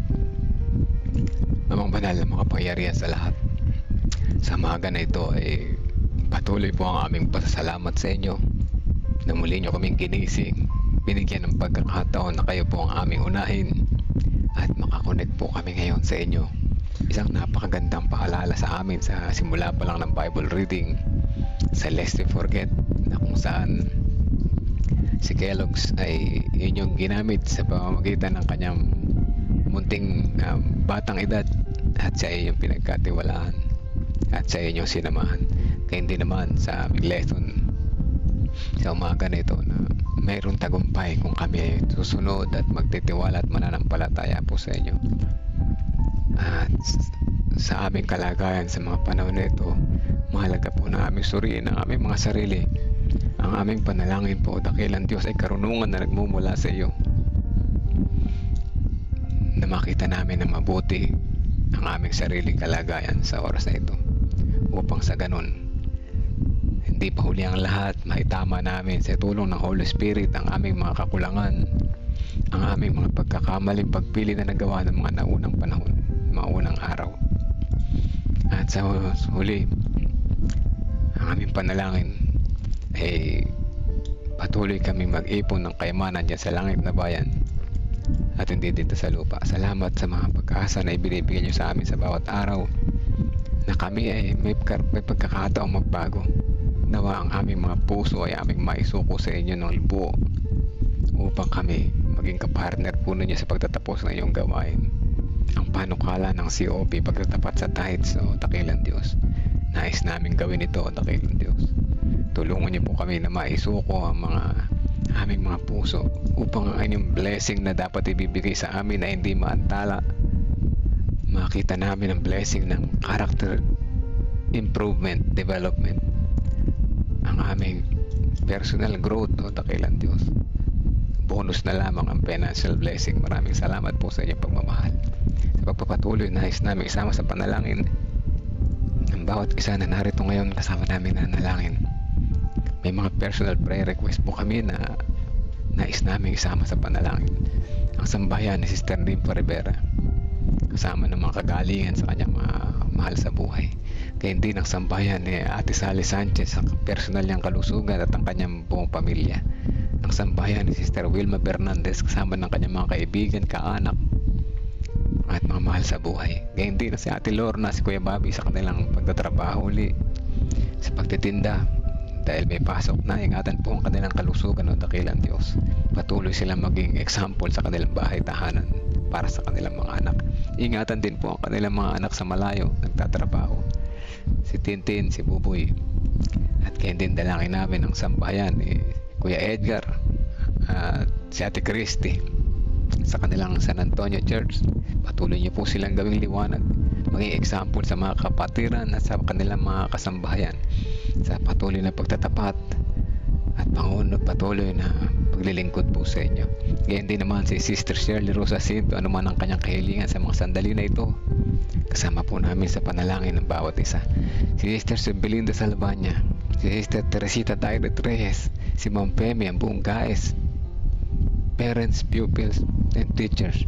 Ganyan din naman si Ate Revi, ang kanyang pananampalataya. Patuloy niyo po siyang bigyan ng karunungan at dakilang Diyos sa kanyang mga pagdedesisyon sa buhay at ng kanilang kalakasan ng San Leonardo Church, ang kapatiran dito, patuloy niyo po silang samahan, o dakilang Diyos. Kami bilang mga nilalang sa lupa ay madaling matukso, kaya kailangan namin ng kalakasan na nagmumula po sa iyo. Ganyan din naman ang sambayan ni Sister Gloria Balbido, pati yung kanyang personal prayer request para sa kanyang mahal sa buhay. Si Ate Mitch, ganyan din ang kanyang mga mahal sa buhay, yung asawa niya sa malayo, yung kanyang mga anak na nasa malayo din, ay ingatan niyo po sila sa araw-araw.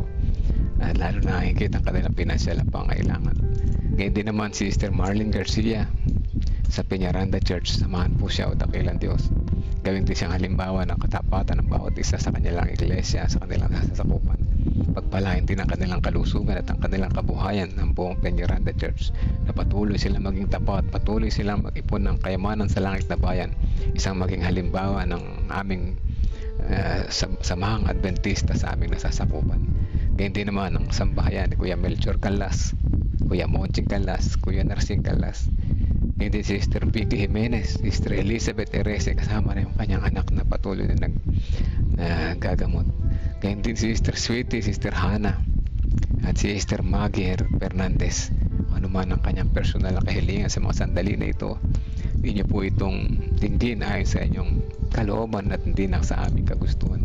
Kasama na rin ang sambahayan ni Sister Sinaida Manarang, si Sister Marina Alfaro, si Sister Janet Katmaytana, at iba pang kapatiran na hindi namin nabanggit na kasama namin sa mga sandali na ito. O dakilang Diyos, salamat po sa inyong biyaya at pagpapala sa umaga na ito. Tunay na iyong pag-ibig ay aming naranasan sa mga binibigyan niyo sa aming mga reminders at mga revival sa bawat umaga. Nawa ito'y sa aming pagbabahagi nito sa aming mga kapatiran ay matutunan din nilang buksan sa bawat umaga, sapagkat sa pamamagitan nito kami po ay mapapalapit sa iyo. Magbabago ang aming buhay. At higit sa lahat, makakamtan namin ang aming tinatamong kaligayahan sa aming buhay habang kami naghihintay, nag-aanta sa nalapit ninyong pagbabalik. Maraming salamat po, Ama, sa pagdinig sa aming panalangin. Muli, kapatawaran ang aming hinihiling sa pangalan ni Jesus namin, Panginoong Jesus na tagapagligtas. Amen. Amen.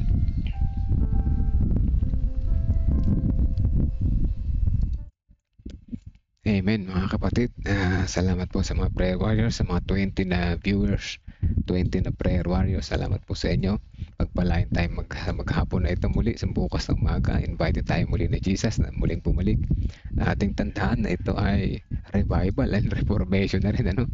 Kung gusto nyo, dati sa church lang may revival and reformation, 1 week yan, 7 days, so minsan 10 days. Dito araw-araw, ayaw nyo ba nun? Kaya yan, salamat po sa mga nag-response. Sister Sweetie, salamat po, na-appreciate ko po. Sister Rose Cris Encarnato, salamat. Si Ate Mitch, Ate Sally Sanchez, salamat po sa mga nag-response. At na-appreciate ko yan. Tandaan natin, wala naman tayo ibang magandang choice kundi yung lumapit sa Panginoon. Isa ito, Ate Remy, salamat Ate Remy. Isa ito sa isang magandang paraan kung paano tayo patuloy na makakalapit sa Panginoon. Sister Vicky, salamat po, na-appreciate ko po yung response. At huwag tayong panghinayangan sa 2 oras na ating gugulin. Actually, nakakamiss na pag wala. Sister Sinaida, salamat po. Pag walang God First Morning, nakakalungkot. Para bang pag wala nag-live, walang live, wala sa God, wala sa Discipleship Ministry, wala din sa Facebook ng CLPM. Anong nangyayari? Ngayon din natin alam yung link ng Zoom, di tayo makapanood. Ganun. Minsan nangyari yan nagta-travel ako. Sabi ni Brother Edmond, bro, wala bang live sa Disciple? Wala bro, nasa travel ako, driving ako ngayon. Wala rin sa Facebook.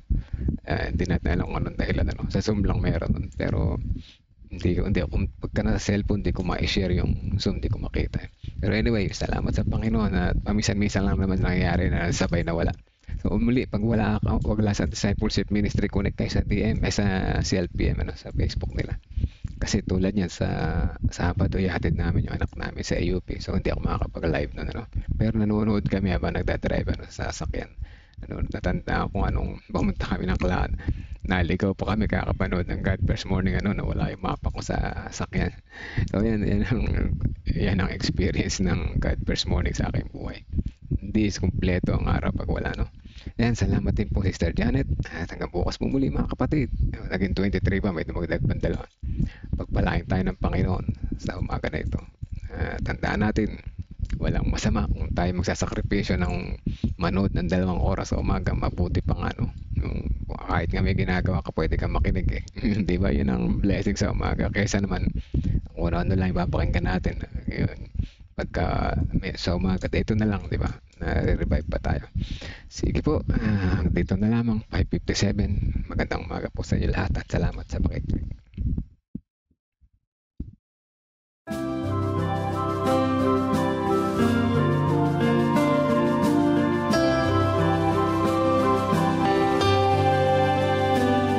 I hear the voice of Jesus calling. My answer is, I will go. I see the need of people crying. My answer is, I will go. I go to share the message of love. I go to share the blessed hope. But if I get discouraged, I call to Jesus' help.